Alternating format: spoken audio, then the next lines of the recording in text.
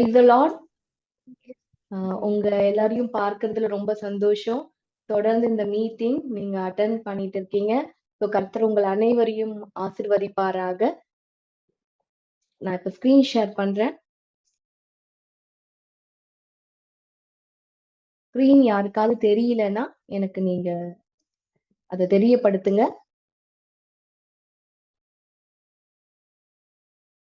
இன்றைய பைபிள் ஸ்டடிக்கு உங்கள் அனைவரையும் வரவேற்கிறேன். இது ஃப்ரீடம் இன் ஜீசஸ் மினிஸ்ட்ரிஸ் எங்களுடைய ஊழியங்கள் சார்பாக நாங்கள் கர்த்தருக்கு செய்கிற ஊழியம். இதன் மூலமாக கர்த்தர் உங்களோடு இடைப்படுகிறார் என்பதை நாங்கள் விசுவாசிக்கிறோம். இன்றைய பைபிள் ஸ்டடி வேத ஆராய்ச்சி நாம் செல்வதற்கு முன்பாக நம்ம ஒரு சின்ன பிரேயரோட போகலாம். உங்களுக்காக நான் பிரேயர் பண்றேன். ஸோ கண்களை மூடி கர்த்தரை நோக்கி என்னோடு பேசுங்க என்று கேளுங்க. ஏசப்பா, இந்த வேலைக்காக நன்றி ஆண்டவரே. ஏசப்பா, எங்களோடு கூட பேசுங்க. உங்க வார்த்தைகளை கேட்கத்தக்கதாய் எங்கள் செவிகள் திறக்கப்படுவதாக. உங்களுடைய வார்த்தைகள் ஆண்டவரே எங்களுடைய இருதயத்தில் பதியத்தக்கதாய் ஆண்டவரே நீர் எங்களுக்கு கிருபை செய்யுங்கப்பா. இதற்கு விரோதமாய் கிரியை செய்கிற எல்லா கிரியைகள், எல்லா அந்தகார வல்லமைகளை இயேசுவின் நாமத்தினால கேன்சல் பண்ணி ஜெபிக்கிற ஆண்டவரே, இதை மன சந்தோஷத்தோடு ஆண்டவரே நல்ல புரிதலோடு கேட்கத்தக்கதாய் உங்களுடைய பிள்ளைகளுக்கு நீர் ஆண்டவரே கிருபை செய்யும்படியாய் ஜெபிக்கிற அப்பா. இந்த நேரத்தை உடைய கருத்துல முற்றிலுமாய் அர்ப்பணித்து ஆண்டவரே இந்த நெட்வொர்க்ஸ் எல்லாவற்றையும் உடைய கருத்துல அர்ப்பணித்து ஆண்டு நான் ஜெபிக்கிறேன்ப்பா. எல்லாவற்றையும் நீங்க பார்த்து கொள்ளுங்க. இது ஆண்டவரே ஆரம்பம் முதல் முடிவு வரை ஆண்டவருடைய பிரசனத்தை நாங்கள் உணரத்தக்கதாய் ஆண்டவரே இதை நீங்க கொண்டு செல்லும்படியாய் ஜெபிக்கிற ஆண்டவரே. அப்பா, அது மட்டும் இல்லாமல் லைவாய் கனெக்ட் பண்றவங்க மட்டும் இல்லாம ரெக்கார்டிங்ஸ் மூலியமாய் பார்க்கிறவர்களோடு கூட உடைய கிருபை இருக்கட்டும் ஆண்டவருக்கு பிரசனம் இருக்கட்டும். ஆண்டவரை பேசுகிற என்னை மறைத்து கொண்டு பரிசுத்த ஆவியானவர் நீர் வெளிப்படும்படியாய் ஜெபிக்கிறேன். ஆசிர்வதிங்க. இயேசுவின் நாமத்தில் கேட்கிறோம் ஜீவனுள்ள நல்ல பிதாவே, ஆமேன். ஆமேன். ஓகே, நம்ம இன்றைய பைபிள் ஸ்டடிக்குள்ளாக வேத ஆராய்ச்சிக்குள்ளாக நம்ம கடந்து செல்லலாம். இன்று நமக்கு 11வது செஷன், 11வது அமர்வு. சரிங்களா? இது 10 செஷன்லயும் கர்த்தர் நம்மளோடு பல காரியங்களை பேசியிருக்கிறார். உங்களோடு மட்டுமல்ல, என்னோடு கூட எனக்கு என் தனிப்பட்ட முறையில இந்த 10 செஷனும் எனக்கும் ஒரு மிகுந்த ஒரு ஆசீர்வாதத்தை என்னுடைய வாழ்க்கையிலையும் கொண்டு வந்தது. இந்த 11வது செஷன் மூலமாக கர்த்தர் ஒரு புதிய காரியங்களை நம்மோடு கூட பேச போகிறார். நிறைய ரகசியங்கள், நிறைய ஆசீர்வாதத்துக்குரிய காரியங்களை பெண்களாகிய நீங்கள் நானும் பெற்றுக்கொள்ள போறோம். இது நம்ம மூலமாக நம்முடைய குடும்பத்திற்கு பாஸ் ஆன் ஆக போகுது. இந்த ஆசீர்வாதத்தை நம்ம வாங்கிக்கிறது மூலயமா நம்ம குடும்பத்துக்கும், நம்ம இருக்கிற சொசைட்டிக்கும், நம்ம சபைக்கும், மற்ற ஜனங்களுக்கும் இதை நம்ம என்ன பண்ண போறோம்? ஸ்ப்ரெட் பண்ண போறோம். இதை நம்ம பாஸ் பண்ண போறோம். சரிங்களா? அதற்காக தான் ஆண்டவர் இந்த நாட்கள் உங்களை பயன்படுத்தி கொண்டிருக்கிறார். கர்த்தருக்கு பயப்படுகிற ஸ்திரீயே புகழப்படுவாள்னு வேதத்துல இருக்கு. சரிங்களா? அழகு வீண், சௌந்தரியம் வஞ்சனை உள்ளது. கர்த்தருக்கு பயப்படுகிற ஸ்திரீயே புகழப்படுவார். நீங்க எல்லாம் கர்த்தருக்கு பயப்படுகிற பெண்கள். ஓகே, இந்த வீடியோ பார்த்துட்டு இருக்கீங்க. இது உங்க குடும்பத்துக்கு ஆசீர்வாதமாய் கர்த்தர் மாற்ற போகிறார். பெரிய காரியங்களை கர்த்தர் செய்ய போகிறார். சரியா? சோ இன்றைய செஷனுக்குள்ளாக நம்ம செல்லலாம். ஓகே, சோ பார்த்தீங்கன்னா இன்று எந்த தலைப்பின் கீழாக கர்த்தர் நம்மளோடு பேச போகிறார் என்றால், நன்மை செய்வதால் வரும் மேன்மை. ஓகே, சோ பாத்தீங்கன்னா நன்மை மேன்மையை கொண்டு வரும். இந்த ஹெட்டிங் பார்த்த உடனே நீங்க நிறைய காரியங்கள் உங்களுடைய இருதயத்துல தோன்றி இருக்கலாம். சரிங்களா? ஆனா உங்களுக்கு ஒரு புதிய காரியத்துல புதிய விளக்கத்தோடு கர்த்தர் இந்த தலைப்பின் கீழாக இன்று உங்களோட பேச போகிறார். ரொம்ப ஆர்வத்தோட கேளுங்க. நிறைய சத்தியங்கள், ஆழமான சத்தியங்களை நீங்கள் தெரிந்து கொள்ள போறீங்க, அறிந்து கொள்ள போறீங்க. உங்களுக்கு ஏதாவது புரியலன்னா என்னை நிறுத்தி இது கேளுங்க. சரிங்களா? டிஸ்கஷன் டைம்ல நீங்க கேட்கலாம். இல்ல நம்ம பேசிட்டு இருக்கும் போதே எனக்கு ஒரு டவுட் இருக்கு, இதை கேட்கணும்னாலும் நீங்க கேட்கலாம். இது வேத ஆராய்ச்சி, இது ஒரு கிளாஸ். சரிங்களா? நிச்சயமா நீங்கள் கேட்கலாம். என்னோட ஸ்கிரீன் முழுமையாக உங்களுக்கு தெரியுது இல்லையா? எல்லாருக்கும் தெரியுது இல்லையா? சரி, இப்ப நம்ம போகலாம். ஓகே, இந்த வசனம் ஆதியாகமம். இந்த வசனம் உங்களுக்கு ஆதியாகமத்துல இருந்து கொடுக்கப்பட்டிருக்கு. ஆதியாகமம் 4:7. இந்த வசனத்தை யாராவது வாசிக்க முடியுமா? அன்மியூட் பண்ணிட்டு. நீ நன்மை செய்தால் மேன்மை இல்லையோ, நீ நன்மை செய்யாதிருந்தால் பாவம் வாசற்படியில் படுத்திருக்கும், அவன் ஆசை உன்னை பற்றி இருக்கும், நீ அவனை ஆண்டு கொள்வாய் என்றார். தேங்க்யூ மோனிஷா. நீ நன்மை செய்தால் மேன்மை இல்லையோ, நீ நன்மை செய்யாதிருந்தால் பாவம் உன் வாசற்படியில் படுத்திருக்கும், அவன் ஆசை உன்னை பற்றி இருக்கும், நீ அவனை ஆண்டு கொள்வாய் என்றார். இந்த வசனம் நிறைய மறைப்பொருட்களோடு, அதாவது நிறைய ரகசியங்களை தாங்கி கொண்டிருக்கிற ஒரு வசனம். இந்த வசனத்தை நான் தியானிக்கும் போது கர்த்தர் நிறைய காரியங்களை எனக்கும் தனிப்பட்ட முறையில கற்றுக் கொடுத்தார். அது உங்களுக்கு மிகுந்த பிரயோஜனத்துக்காக இதை நான் இந்த வேத ஆராய்ச்சியில பைபிள் ஸ்டடியில கொண்டு வருகிறேன். இந்த வசனம் பார்த்தீங்க அப்படின்னா, தேவன் முதலாக ஆதாமுக்கும் ஏவாளுக்கும் பிறந்த காயினோடு பேசின ஒரு வசனம், ஒரு வார்த்தை. இதை நம்ம ஆங்கிலத்துல வாசிக்கலாம். யாராவது ஆங்கிலத்துல வாசிக்க முடியுமா? Genesis 4:7.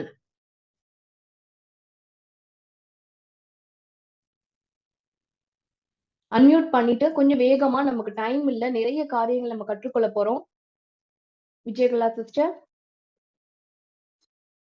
If you do what is right, you will not be accepted. But if you do not do what is right, sin is crunching at your door. It desires to have you, but you must master it. Genesis 4:7. Very good. Okay. The sin is crouching at your door. உன் வாசற்படியில பாவம் படுத்திருக்கு.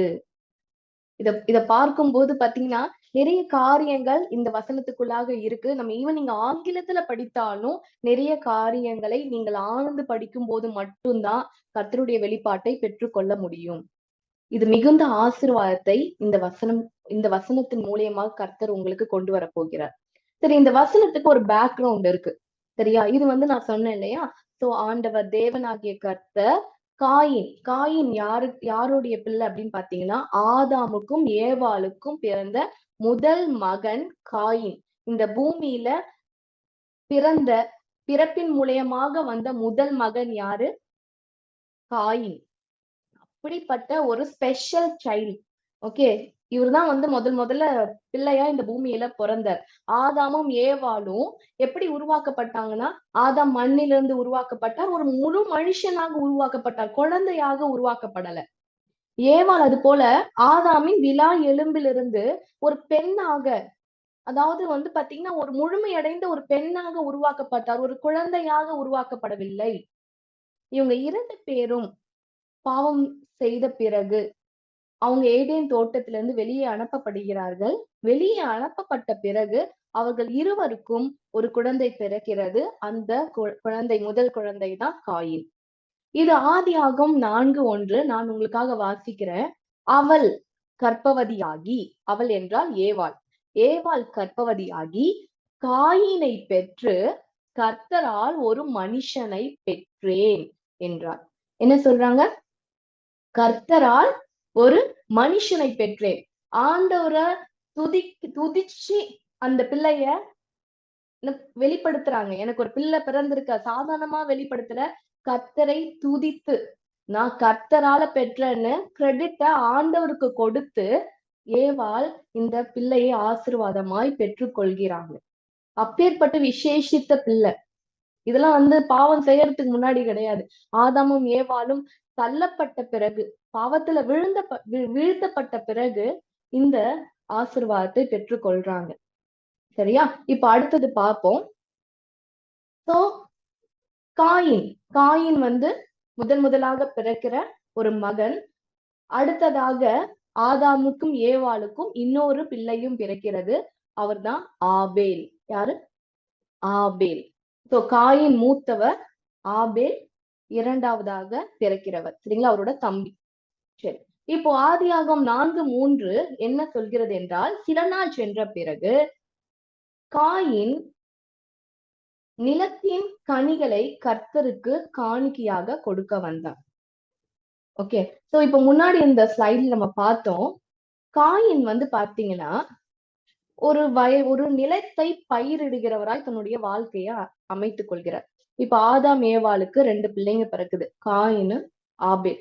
நிறைய பேருக்கு தெரிந்திருக்கும், இருந்தாலும் ஒரு சரித்திரமாய் நான் உங்களுக்கு சொல்றேன். சோ உங்களுக்கு தெரியாதவங்களுக்கு இன்னும் கூட அதை அண்டர்ஸ்டாண்ட் பண்ணிக்கிறதுக்கு ரொம்ப ஈஸியா இருக்கும். சோ காயின் மூத்தவர், ஆபேல் இளையவர்.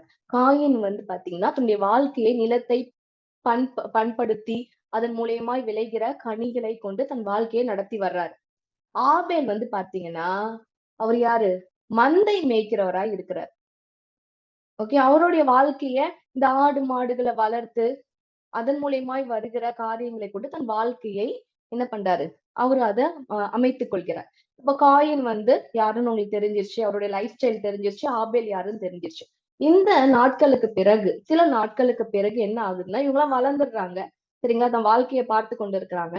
அந்த நேரத்துல காயினுக்கு ஒரு நல்ல ஒரு தாட் வருது. என்னன்னா, நம்மளை உண்டாக்கின கர்த்தருக்கு நான் காணிக்கைய கொண்டு வரணும், காணிக்கைய கொடுக்கணும் அப்படின்னு சொல்லி ஒரு நல்ல எண்ணம் அவருக்கு வருகிறது.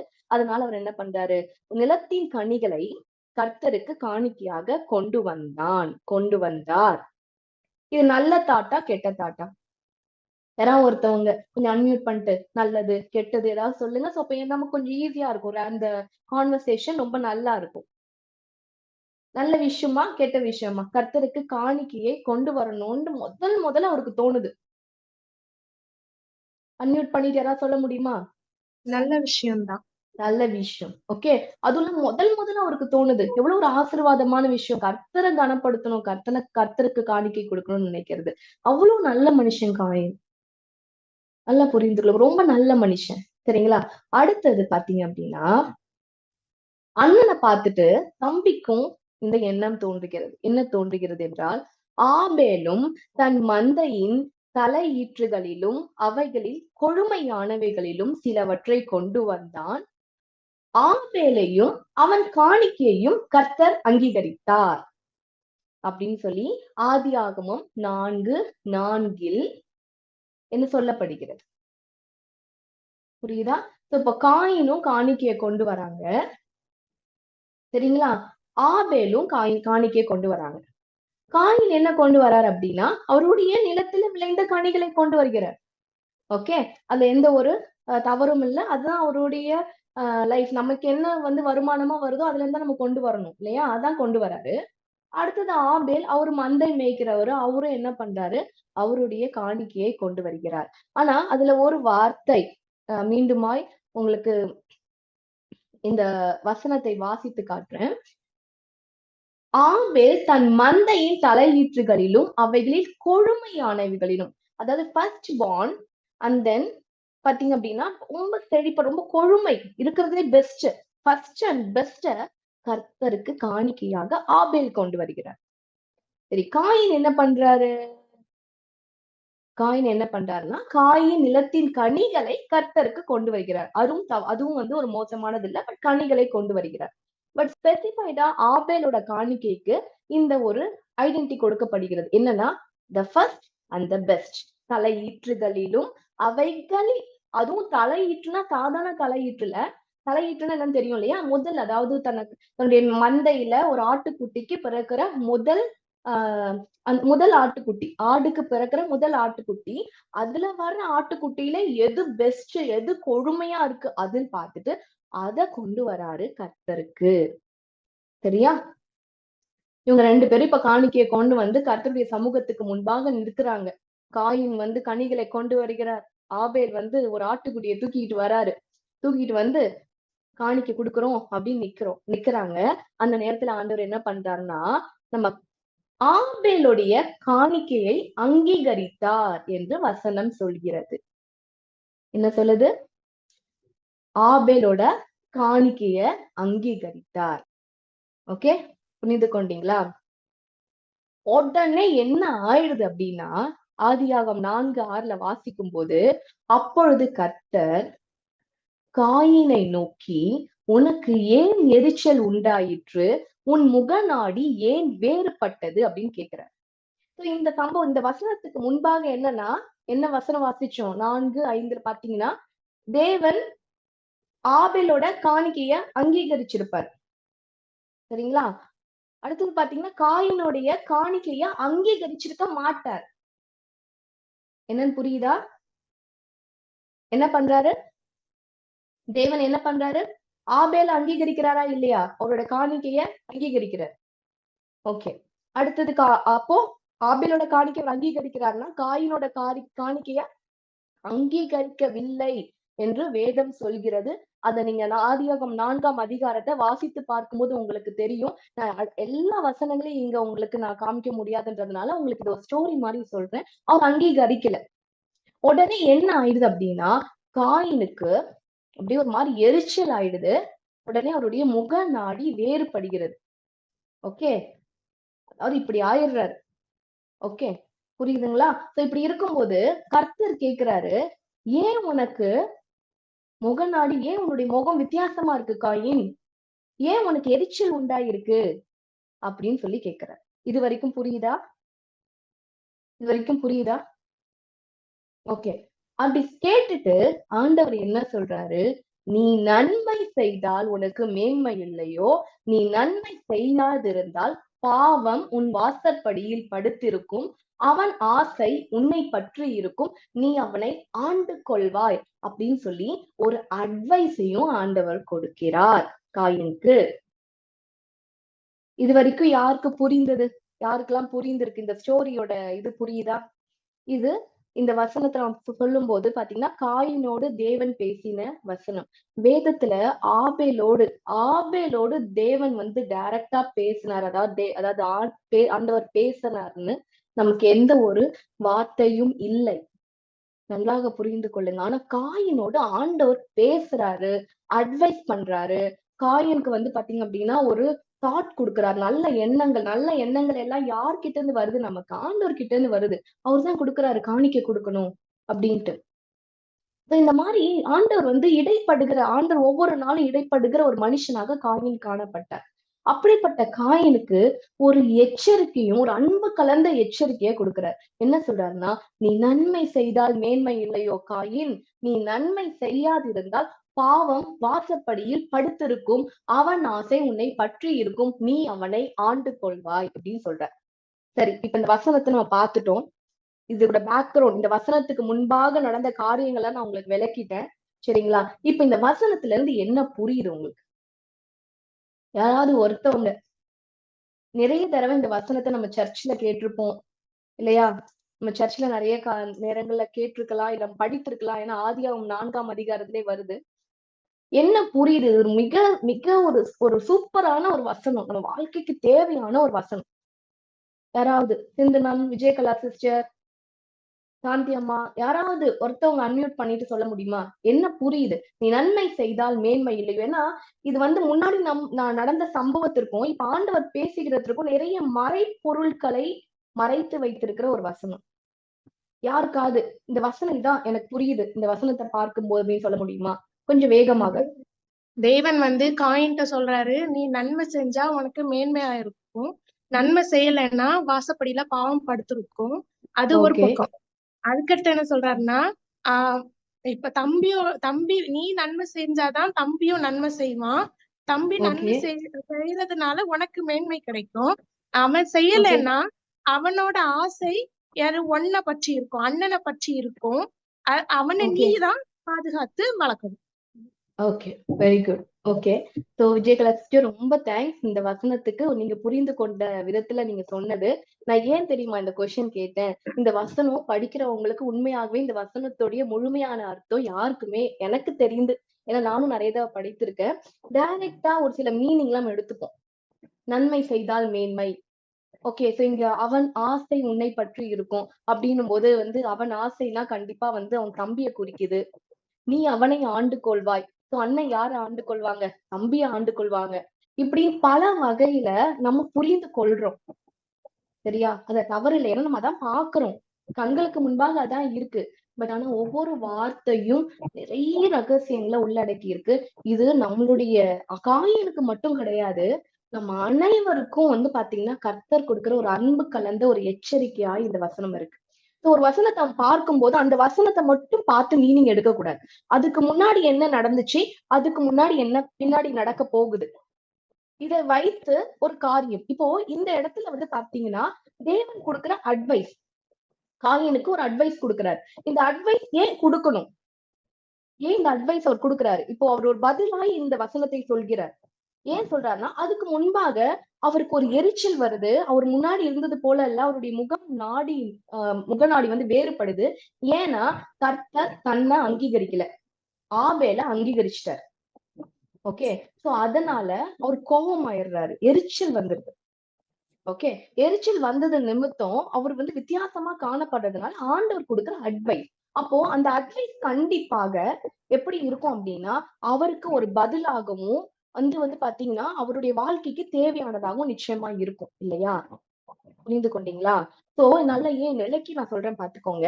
இந்த இடத்துல கர்த்தர் என்ன சொல்கிறார் என்றால், நீ நன்மை செய்தால், விஜயகலா சிஸ்டர் சொன்னது லிட்டரல் மீனிங், அப்படியே டைரக்டா என்ன இருக்கும் அதை பார்த்து சொல்றாங்க. ஆனா அது வந்து இதற்குரிய அர்த்தம் அல்ல, சரியா? இது அதுக்குரிய இந்த வசனத்துக்கான விளக்கம் அது அல்ல, சரிங்களா? பட் இருந்தா யார் பார்த்தாலும் அப்படிதான் புரியும். நானே பல நாட்கள் இப்படி நிறைய காரியங்களை போட்டு இந்த வசனத்தை வச்சு குழப்பிக்கிட்டு இருந்திருக்கிறேன். பட் ஆனா ஆவியானவர் ஒரு சில ரகசியங்களை வெளிப்படுத்தினார், அது உங்களோடு கூட பகிர்ந்து கொள்கிறேன். நீ நன்மை செய்தால் மேன்மை இல்லையா அப்படின்னா, காயின் நன்மை செய்யல. என்ன சொல்றேன் புரியுதுங்களா? நீ நன்மை செய்தால் மேன்மை இல்லையா அப்படின்னு சொல்லி ஆண்டவர் கேட்கிறார். அப்படின்னா காயின் நன்மை செய்யல, ஆபேல் நன்மை செய்தார். புரிந்து கொண்டீங்களா? காயின் ஏதோ ஒரு நன்மைய செய்யல, ஆபேல் ஒரு நன்மையை செய்தார். சரி, இந்த நன்மை நீ செய்யாததுனால என்ன ஆச்சு அப்படின்னா, உன்னுடைய காணிக்கைய நான் அங்கீகரிக்கல. புரியுதுங்களா? காயின் கிட்ட பேசுறாரு ஆண்டவரு, நீ ஒரு நன்மை செய்யலப்பா, அந்த நன்மைய ஆபேல் செஞ்சிட்டார். ஓகே, அதனாலதான் நான் ஆபேலுடைய காணிக்கைய அங்கீகரிச்சேன், உன்னுடைய காணிக்கைய நீ அங்கீகரிக்கல. அடுத்து என்ன சொல்றார் அப்படின்னா, நீ இன்னும் வந்து அந்த நன்மை செய்யாத நிலைமையிலே இருப்பனா என்ன ஆகும்னா, உன்னுடைய வாசற்படியில பாவம் படுத்திருக்கும் காயின். இப்ப கூட ஒண்ணும் கெட்டு போகல, உன் முகத்தை வச்சு நான் கண்டுபிடிச்சிட்டேன், நீ இன்னும் சரியாகலன்றத கண்டுபிடிச்சிட்டேன், நான் உனக்கு விளக்கம் சொல்லிட்டேன், நீ அந்த நன்மை செய்யல காயின், அதனாலதான் நான் உன்னுடைய காணிக்கை அங்கீகரிக்கல. நீ கோவப்படாத, நீ எரிச்சல் படாத, நான் உன்னை ரொம்ப நேசிக்கிறேன், அதனாலதான் உன்கிட்ட நான் பேசிட்டு இருக்கேன். நீ நன்மை செய்யாது, இன்னும் நீ அதே ஒரு சூழ்நிலையில இருந்தனா உன் வாசற்படியில பாவம் படுத்திருக்கு காயின். அது மட்டும் இல்லாம அவன் அப்படின்னு என்று இங்க கொடுக்கப்படுகிறது பிசாசை குறிக்கிறது. அவன் ஆசை உன்னை பற்றி இருக்கும் அப்படின்னா, உன்னை எப்ப விழுங்கலான்னு பிசாசு பார்த்துக்கிட்டே இருக்கான் காயின். நீ இப்போ என்ன செய்யணும்னா, நன்மை செய்து அவனை ஆண்டுகொள். யாரை ஆண்டுகொள்? நீ நன்மை செய்து அவனை ஆண்டுகொள். புரியுதா இந்த வசனத்தோட விளக்கம்? யாருக்கெல்லாம் புரிஞ்சுது? இப்போ இதான் வந்து ஆண்டவர் காயினோடு பேசின காரியம். இந்த காரியங்களை கர்த்தர் எனக்கு வெளிப்படுத்தும் போது உண்மையாவே சொன்ன ஆவியானுடைய பிரசனத்தை அப்படி உணர்ந்த. ஏன்னா ஒரு மனுஷன் கிட்ட இப்படி பேச முடியுமா? ஆண்டவர் எவ்வளவு அன்பு வைத்திருந்தால், அவர் எவ்வளவு நேசம் அந்த மனுஷன் மீது வைத்திருந்தால், அவர் வந்து இவ்வளவு விளக்கமா வந்து ஒரு ஃப்ரெண்டு மாதிரி, ஒரு தகப்பன் மாதிரி வந்து அவருக்கு அட்வைஸ் பண்ணுவார். அவர் வந்து காயினுடைய காணிக்கை அங்கீகரிக்கல. அப்போ காயின் ஏதோ ஒரு தவறு பண்ணிருக்கிறார், உண்மைதான். ஆனா அந்த தவறு செய்து ஒரு மனுஷன் கிட்ட போய் வந்து நின்னு பேசிட்டு இருக்காரு. நீ எப்படியாவது போடா அப்படின்னு சொல்லி விட்டுட்டு போல பாருங்க.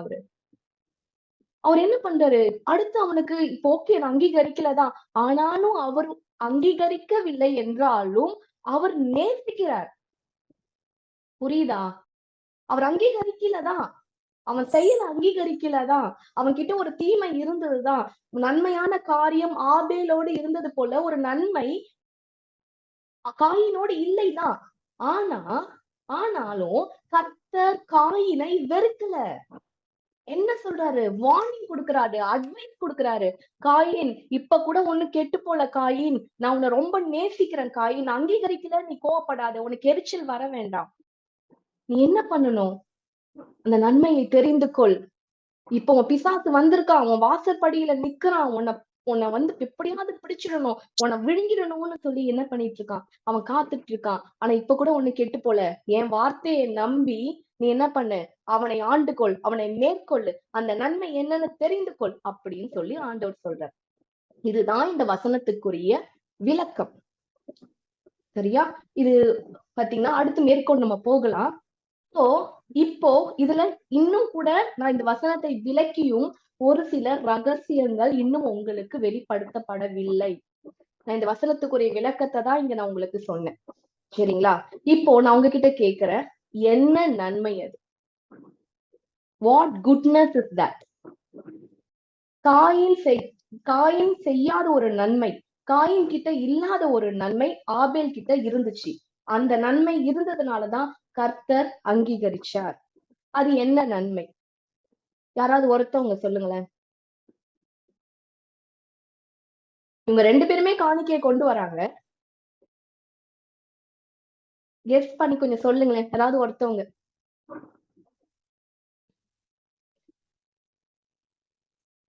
யாராவது ஒருத்தவங்க சொல்லுங்க. மோனிஷா, புரியுதா? எல்லாருக்கும் புரிஞ்சுது இல்லையா? இல்ல நானே நான் மேற்கொண்டு தொடர்றேன். உங்களுக்கு என்ன தோணுதோ சொல்லுங்க, தவறோ கரெக்டோ. விட்டு கொடுத்ததாக்கா. விட்டு கொடுக்கறதா? என்ன? ஓகே, என்ன விட்டு கொடுத்தார்? சகோதர பாசம். ஓகே, ஆபேல் வந்து ஏதாவது விட்டு கொடுத்தாரா காயினுக்கு? ஓகே, நான் எடுத்துக்கொள்றேன், விட்டு கொடுத்து. பட் அது வந்து ஒரு நல்ல பதில், ஆனா கரெக்டான பதில் அல்ல. வேற யாராவது? கர்த்தருக்கு காணிக்கையை கொடுத்தாரு. Okay, very good. அதுவும் முழு மனதோட கர்த்தருக்கு கொடுத்தாரு. ஓகே, அங்கீகரிச்சாரு. Okay, very good Monisha. கர்த்தருக்கு காணிக்கைய முழு மனதோடு கொடுத்தாரு, அத கர்த்தர் அங்கீகரிச்சார் சொல்றீங்க. Very good. ஓகே, பட் வந்து அதுவும் சரியான பதில் அல்ல, ஆனா நல்ல பதில். உண்மையாவே முழு மனதோடு தான் நம்ம கொடுக்கணும். அவரு கொடுத்திருப்பாருன்னு விசுவாசிக்கிறேன். ஃப்ரூட்ஸ் அண்ட் வெஜிடபிள்ஸ் வந்து கொடுத்தாரு. ஆனா வந்து ஃபர்ஸ்ட் born, அதுக்கப்புறம் பெஸ்ட். நம்ம யாருக்காவது ஏதாவது கொடுக்கறோம்னா பெஸ்ட் தான் கொடுப்போம். Okay, first. அதனால அவரோட இதை அங்கீகரிச்சிருப்பாருன்னு நினைக்கிறேன். Okay, very good. Okay, so அதுவும் ஒரு காரணம். ஆனாலும் இதுவும் முழுமையான சரியான பதில் அல்ல. பட் நீங்க சொன்ன ஆன்சர் வந்து ஒரு 50% கரெக்ட். ஓகே, ஆண்டவர் நம் கொடுக்கிற காணிக்கையை வைத்து நம்மை தீர்மானிப்பதல்ல. ஓகே, புரிந்து கொண்டீங்களா? ஆண்டவர் நம் கொடுக்கிற காணிக்கையை வைத்து நம்ம எப்படிப்பட்ட காணிக்கையை கொண்டு வரும். இப்போ ஒரு சில பேர் வந்து காயின் கிட்ட இருந்தது என்னன்னா நிலத்தின் கனி. ஓகே, ஆபேல் கிட்ட இருந்தது என்னன்னா மந்தையில இருக்க ஆடுகள். காயின் கர்த்தருக்கு காணிக்கை கொடுக்கணும்னு நினைச்சு ஏதோ ஒரு காணிக்கை, அவர் கனிகளை கொண்டு வருகிறார். ஓகே, நல்ல கனிகளை கொண்டு வந்திருப்பார் என்று விசுவாசிக்கிறேன். ஆபேல் வந்து கொண்டு வராரு, விஜயகலா சிஸ்டர் சொன்னது போல பெஸ்டா கொண்டு வராரு. ஏன்னா நான் அந்த வார்த்தையை ஸ்ட்ரெஸ் பண்ணி வேற நான் உங்களுக்கு சொல்லிட்டு இருந்தேன், பெஸ்ட் ஃபர்ஸ்ட். ஓகே, பட் ஆனாலும் நான் என்ன சொல்றேன் அப்படின்னா, பெஸ்ட் ஃபர்ஸ்ட் அவர் கொண்டு வந்ததினால் மாத்திரம் அந்த நன்மை, அந்த கொண்டு வர்ற நன்மை, அதை பார்த்து மட்டும் கர்த்தர் ஆபேலின் காணிக்கையை அங்கீகரிக்கவில்லை. இந்த நிறைய சபைகள் நம்ம கேட்டிருக்கோம், கர்த்தர் பெஸ்ட், ஆபேல் வந்து பெஸ்ட் கொடுத்தாரு, ஃபர்ஸ்ட் கொடுத்தாரு, கர்த்தர் அதனால அங்கீகரிச்சான்னு. நன்றாக புரிந்து கொள்ளுங்க, இதுலதான் ஒரு ரகசியம் இருக்கு. நல்லா புரிந்து கொள்ளுங்க. இதை நான் தெரிந்து கொண்ட போது உண்மையாகவே ஆண்டவருக்கு அப்படி நன்றி சொன்னேன். ஓகே, சோ இப்ப என்ன அங்க இருந்தது அப்படின்னு இப்ப உங்களுக்கு விளக்கி சொல்றேன். என்ன நன்மை, எதனால் ஆண்டவர் அங்கீகரித்தார். அடுத்ததாக இன்னொரு வசனம், நன்மை செய்வதால் உனக்கு மேன்மை இல்லையோ அப்படின்னு ஆண்டவர் கேட்டார். சோ இந்த நன்மை, அந்த நன்மை நிமித்தம் கர்த்தர் அங்கீகரிக்கிறார். அங்கீகரித்தது நிமித்தம் ஒரு மேன்மை உண்டாகிறது. புரியுதா? இந்த 3 ஹவ் எப்படி மேன்மை உண்டாயிற்று. ஓகே, இந்த 3 காரியங்கள், இந்த ரகசியங்களை கர்த்தர் உங்களோடு பேச போறாரு. நல்லா கேளுங்க. அடுத்து நம்ம ஸ்லைட் போகலாம். நன்மை, என்ன நன்மை தெரியுமா ஆபேலுக்குள்ளாக இருந்தது? அவர் தேவனை விசுவாசித்தார்.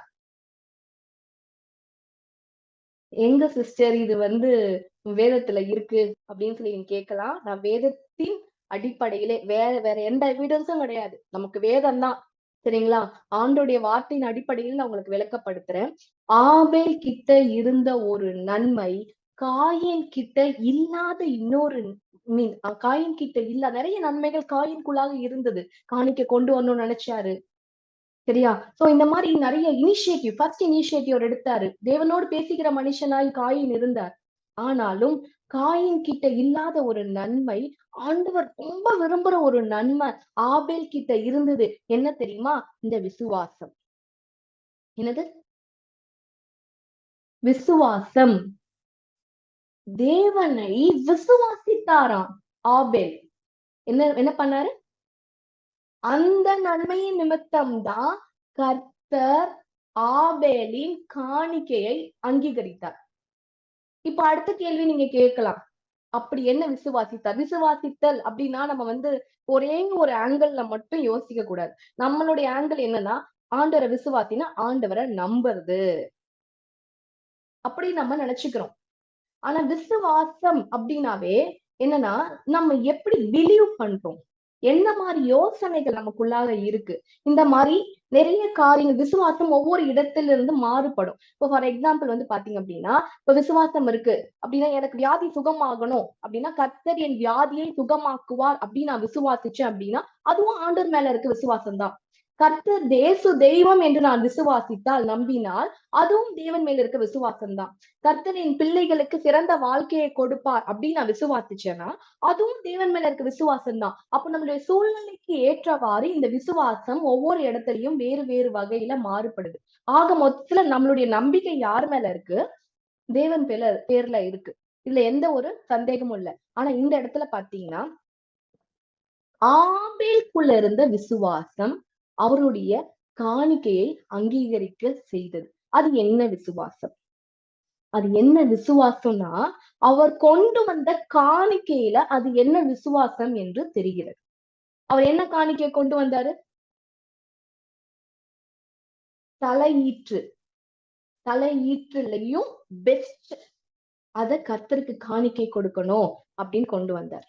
சரியா? சோ அவர் கொடுத்த காணிக்கையை வைத்து அவருக்குள்ள இருந்த விசுவாசிப்போ, நான் ஆண்டவர் விசுவாசிக்கிறேன், எனக்கு சுகம் கிடைக்குதுன்னு வச்சுக்கோங்க. எனக்கு ஒரு ஒரு பிரச்சனை, ஒரு வியாதின்னு வச்சுக்கோங்க. ஆண்டவர் விசுவாசிக்கிற கர்த்தர் எனக்கு சுகம் கொடுக்கிறார் அப்படின்ட்டு எனக்கு உடனே அந்த சுகம் கிடைச்சிருச்சு. அப்ப பார்க்கிறவங்க நம்ம எப்படி தெரிந்து கொள்ளலாம்? இந்த சிஸ்டருக்கு ரொம்ப நாளா இந்த பிரச்சனை இருந்துச்சு, இந்த வியாதி இருந்துச்சு, இப்ப இந்த வியாதி சுகமாயிடுச்சு, இவங்க ஆண்டவரை விசுவாசிச்சாங்க, அதன் நிமித்தம் இந்த வியாதி சுகமாயிடுச்சு அப்படின்னு சொல்லி பார்க்கிறவங்க தெரிந்து கொள்ளலாம் இல்லையா? அது போல நம்ம காயின் கொண்டு வந்த காணிக்கையை வைத்து அவருக்குள்ளாக இருக்கிற விசுவாசத்தை நம்ம அறிந்து கொள்ள முடியும். காயின்குள்ள இருந்த என்ன விசுவாசம் அப்படின்னா, அவர் மேன்மையானதையும் கொடுமையானதையும் மேற்கொண்டு பாத்தீங்க அப்படின்னா தலையீற்றையும் கொடுத்ததை வைத்து என்ன நம்ம அவருடையக்குள்ள இருக்க விசுவாசம் என்ன நம்ம தெரிந்து கொள்றோம்னா, கர்த்தர் எப்படிப்பட்டவர் அப்படின்ற விசுவாசம் காயின்குள்ள இருந்துச்சு. சாரி, மன்னிக்கவும், ஆபேலுக்குள்ள இருந்துச்சு. ஏன்னா ஆபேல் தானே தலையீற்றும் கொழுமையானதையும் கொண்டு வந்தாரு. கர்த்தர் அப்ப அவர் எப்படி விசுவாசிச்சார் தேவன் அப்படின்னு பாத்தீங்கன்னா, மேன்மையானவருக்கு, சிறந்தவருக்கு, அதாவது பாத்தீங்கன்னா நம்முடைய கற்பனைக்கு மேலானவருக்கு, ஒரு வானத்தையும் பூமியும் படைத்த சர்வ வல்லமையுள்ள தேவன் நான் காணிக்கையை கொண்டு செலுத்த போறேன் பாத்தீங்களா, அந்த தேவன் சாதாரண தேவன் அல்ல. அவர் யாரு? வானத்தையும் பூமியும் உண்டாக்கினவர், என்னை உண்டாக்கினவர், நான் பார்க்கிற அனைத்தையும் உண்டாக்கினவர், என் தகப்பனாகிய ஆதாமையும் ஏவாளையும் உண்டாக்கினவர், எல்லாவற்றையும் உண்டாக்கின சர்வ வல்லமையுள்ள தேவனுக்கு நான் இந்த காணிக்கையை கொண்டு போறேன்னு ஒரு பெஸ்ட கொடுத்தாரு. அந்த காணிக்கை அவர் கொண்டு போவதற்கு முன்பாக அவர் உள்ளுக்குள்ள ஒரு விஷயம் இருந்துச்சு தெரியுமா? அதுதான் நன்மை. எப்படி அவர் விசுவாசிச்சாருன்னா, ஆண்டவரை பிரம்மாண்டமா விசுவாசிச்சார். ஆதாம் அப்படி விசுவாசிக்கல.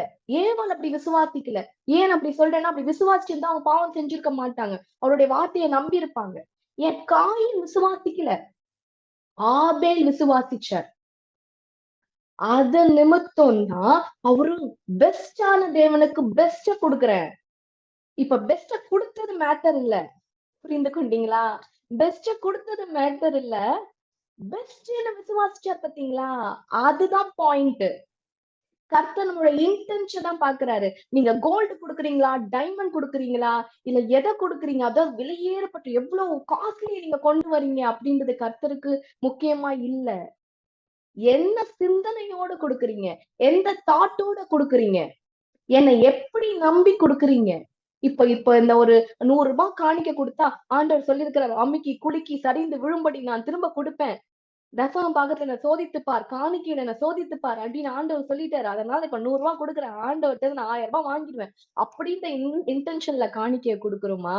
இல்ல, ஆண்டவர் எனக்கு நன்மை செய்தார், அந்த நன்மைக்கு நன்றியாக அவருக்கு ஒரு ஒரு ஒரு ஒரு நான் என்னுடைய சந்தோஷத்தின் மிகுதியினால நான் கர்த்தருக்கு கொடுக்குறேன்.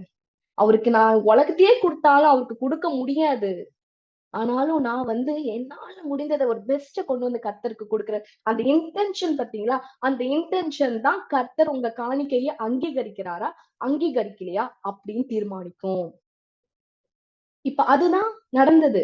இப்போ காயின்குள்ளாக இல்லாத விசுவாசம் ஆபேலுக்குள்ளாக இருந்தது. அந்த விசுவாசம் என்ன விசுவாசம் என்றால், தேவன் பெரியவர்ன்ற விசுவாசம், மேன்மையானவர்ன்ற விசுவாசம், அவரை சிறந்தவர்ன்ற விசுவாசம். அதுதான் அந்த காணிக்கையை அங்கீகரிக்க செய்தது. அந்த நன்மைதான் காயின்குள்ள இல்ல, ஆபேலுக்குள்ள இருந்துச்சு. அந்த ஆபேலுக்குள்ள அது இருந்ததுனால கர்த்தர் ஆபேலின் காணிக்கையை அங்கீகரித்தார். அந்த அங்கீகரித்தது நிமித்தம் என்ன ஆச்சு அப்படின்னா, மேன்மை வந்தது. என்ன வந்தது? கர்த்தர் அங்கீகரிக்கிறது தாங்க மேன்மை. ஒரு மனுஷனுக்கு மேன்மை என்ன தெரியுமா? கர்த்தர் அங்கீகரிக்கணும். எவ்வளவு பணம் இருக்கு, எவ்வளவு புகழ் இருக்கு, இல்ல எத்தனை பிள்ளைங்க இருக்கிறாங்க, எவ்வளவு சொத்து இருக்கு, இது மேன்மை கிடையாது. அவன் எவ்வளவு படிச்சிருக்கிறான்றது மேன்மை கிடையாது. உண்மையான அங்கீகரிப்பு என்னன்னா, தேவன் அந்த மனுஷனை அக்செப்ட் பண்ணணும். நான் சொல்றேன், இப்ப நீங்க பார்த்து கொண்டிருக்க அனைவரும் தேவனால் அங்கீகரிக்கப்பட்டவங்க. ஏன்னா இயேசு கிறிஸ்து உங்களுக்காக மரித்திருக்கிறார். நீங்களாம் தேவனுடைய பிள்ளைகள் என்று அங்கீகரிக்கப்பட்டிருக்கீங்க. ஏன்னா நீங்க இயேசுவின் ரட்சிப்புக்குள்ள வந்திருக்கிறீங்க. நான் உண்மையாவே சொல்றேன், ஒரு மனுஷனுக்கு மேன்மை என்னன்னா தேவன் அங்கீகரிக்கணும். எவ்வளவு பணம் இருக்குன்னு முக்கியமே கிடையாது. நீங்க ஏழையா இருந்து இந்த பைபிள் ஸ்டடி நீங்க பார்த்து கொண்டிருந்தாலும் நான் உங்களுக்கு சொல்றேன், நீங்க தேவன் உங்களை அங்கீகரித்தார்னா நீங்க தாங்க கோடீஸ்வரன். தேவன் அங்கீகரிக்காத எதுவும் தாழ்வானது. அப்படின்னா காயினோட காரியம் இருந்துச்சு. அதனாலதான் காயினுக்கு எரிச்சல் வந்துச்சு. நான் முதல் பிள்ளையா இருக்கலாம், எங்க அம்மா என்னை துதிச்சு பெற்று இருக்கலாம். என்னாச்சு? எனக்கு என்னோட ஆண்டவர் பேசி கொண்டிருக்கிறவரா கூட இருக்கலாம். ஆனா என்ன, கடைசியில நான் ஆண்டவர் அங்கீகரிக்கலையே, அந்த மேன்மை எனக்கு இல்லாம போயிடுச்சே அப்படின்னு தான் காயினுக்கு எரிச்சல் வந்துச்சு. ஆனா காயின் நினைத்திருந்தால் அந்த விசுவாசத்திற்குள்ளாய் வந்திருக்கலாம், அந்த மேன்மையை பெற்று கொண்டிருக்கலாம். இப்பவும் ஒண்ணும் கெட்டு போகலன்னு தான் ஆண்டவர் சொல்றாரு. ஆண்டவர் ஏதோ அவருக்குள்ள அந்த காரியம் இல்ல, அந்த நன்மை இல்லைன்னு சொல்லிட்டு வெறுத்து தள்ளுகிற தேவன் நம் ஆராதிக்கிற தேவன் அல்ல. அவருடைய கேரக்டர் மாறவே மாறாது. அது எப்படி ஆரம்பத்துல இருந்து நீங்க பார்க்கலாம். இது ஆதி ஆகமத்துல இருந்து நான் உங்களுக்கு எடுத்து கொண்டிருக்கிறேன். ஆனா நீங்க வெளிப்படுத்தின விசேஷம் வரைக்கும் நீங்க அவருடைய கேரக்டரை பார்த்தா அவர் அன்பு ஒரே மாதிரிதான் இருக்கு. அவர் அன்பு மாறல, அவர் பாவிய வெறுக்கல, விலகி போயிட்டேன்னு சொல்லிட்டு அவர் விட்டுட்டு போல, அவர் கிட்ட அவர் நின்னு பேசுகிற தெய்வம் அவரு. புரிந்து கொண்டீங்களா? அப்படி தேவன் ஆசீர்வதிக்கிறார். மேன்மை, கர்த்தர் நம்மை அங்கீகரிப்பதுதான் மேன்மை. இயேசுவை நீங்க உங்க சொந்த இரட்சகராய் ஏற்றுக்கொண்டு இருக்கிறீர்கள் என்றால் நீங்கள் தேவனுடைய பிள்ளைகளாய் அங்கீகரிக்கப்பட்டிருக்கிறீர்கள் என்று அர்த்தம். அப்போ நீங்க மேன்மை பெற்றவர்கள். மேன்மை பெற்றவர்கள். அதனால நீங்க உங்களுக்குள்ள ஒரு ஏதாவது தாழ்வு மனப்பான்மை இருந்துச்சுன்னா தயவு செய்து தூக்கி போட்டுருங்க. உங்ககிட்ட பணம் இருக்கோ பணம் இல்லையோ, செல்வாக்கு இருக்கோ செல்வாக்கு இல்லையோ, நான் சொல்றேன் இந்த உலகத்தை ஆள்கிற மனுஷனை காட்டிலும் நீங்க தாங்க மேன்மை பெற்றவங்க. புரிந்து கொண்டீங்களா? ஆழமான சத்தியம் இருக்கட்டும். ஆனா இன்னொரு விஷயம், பாவம் சொன்ன இல்லையா, பாவம் உன் வாசற்படியில் படுத்து கொண்டிருக்கிற காயின் அப்படின்னு சொல்லி ஆண்டவர் சொன்னாரு. அதாவது என்னன்னா, அவர் காயின் அடுத்ததாக என்னன்னா, அவர் ஆண்டோடைய வார்த்தைக்கு செவி கொடுக்க மாட்டாரு. அந்த எரிச்சலை அப்படியே அதிகமாயிக்கிட்டே இருக்கும்.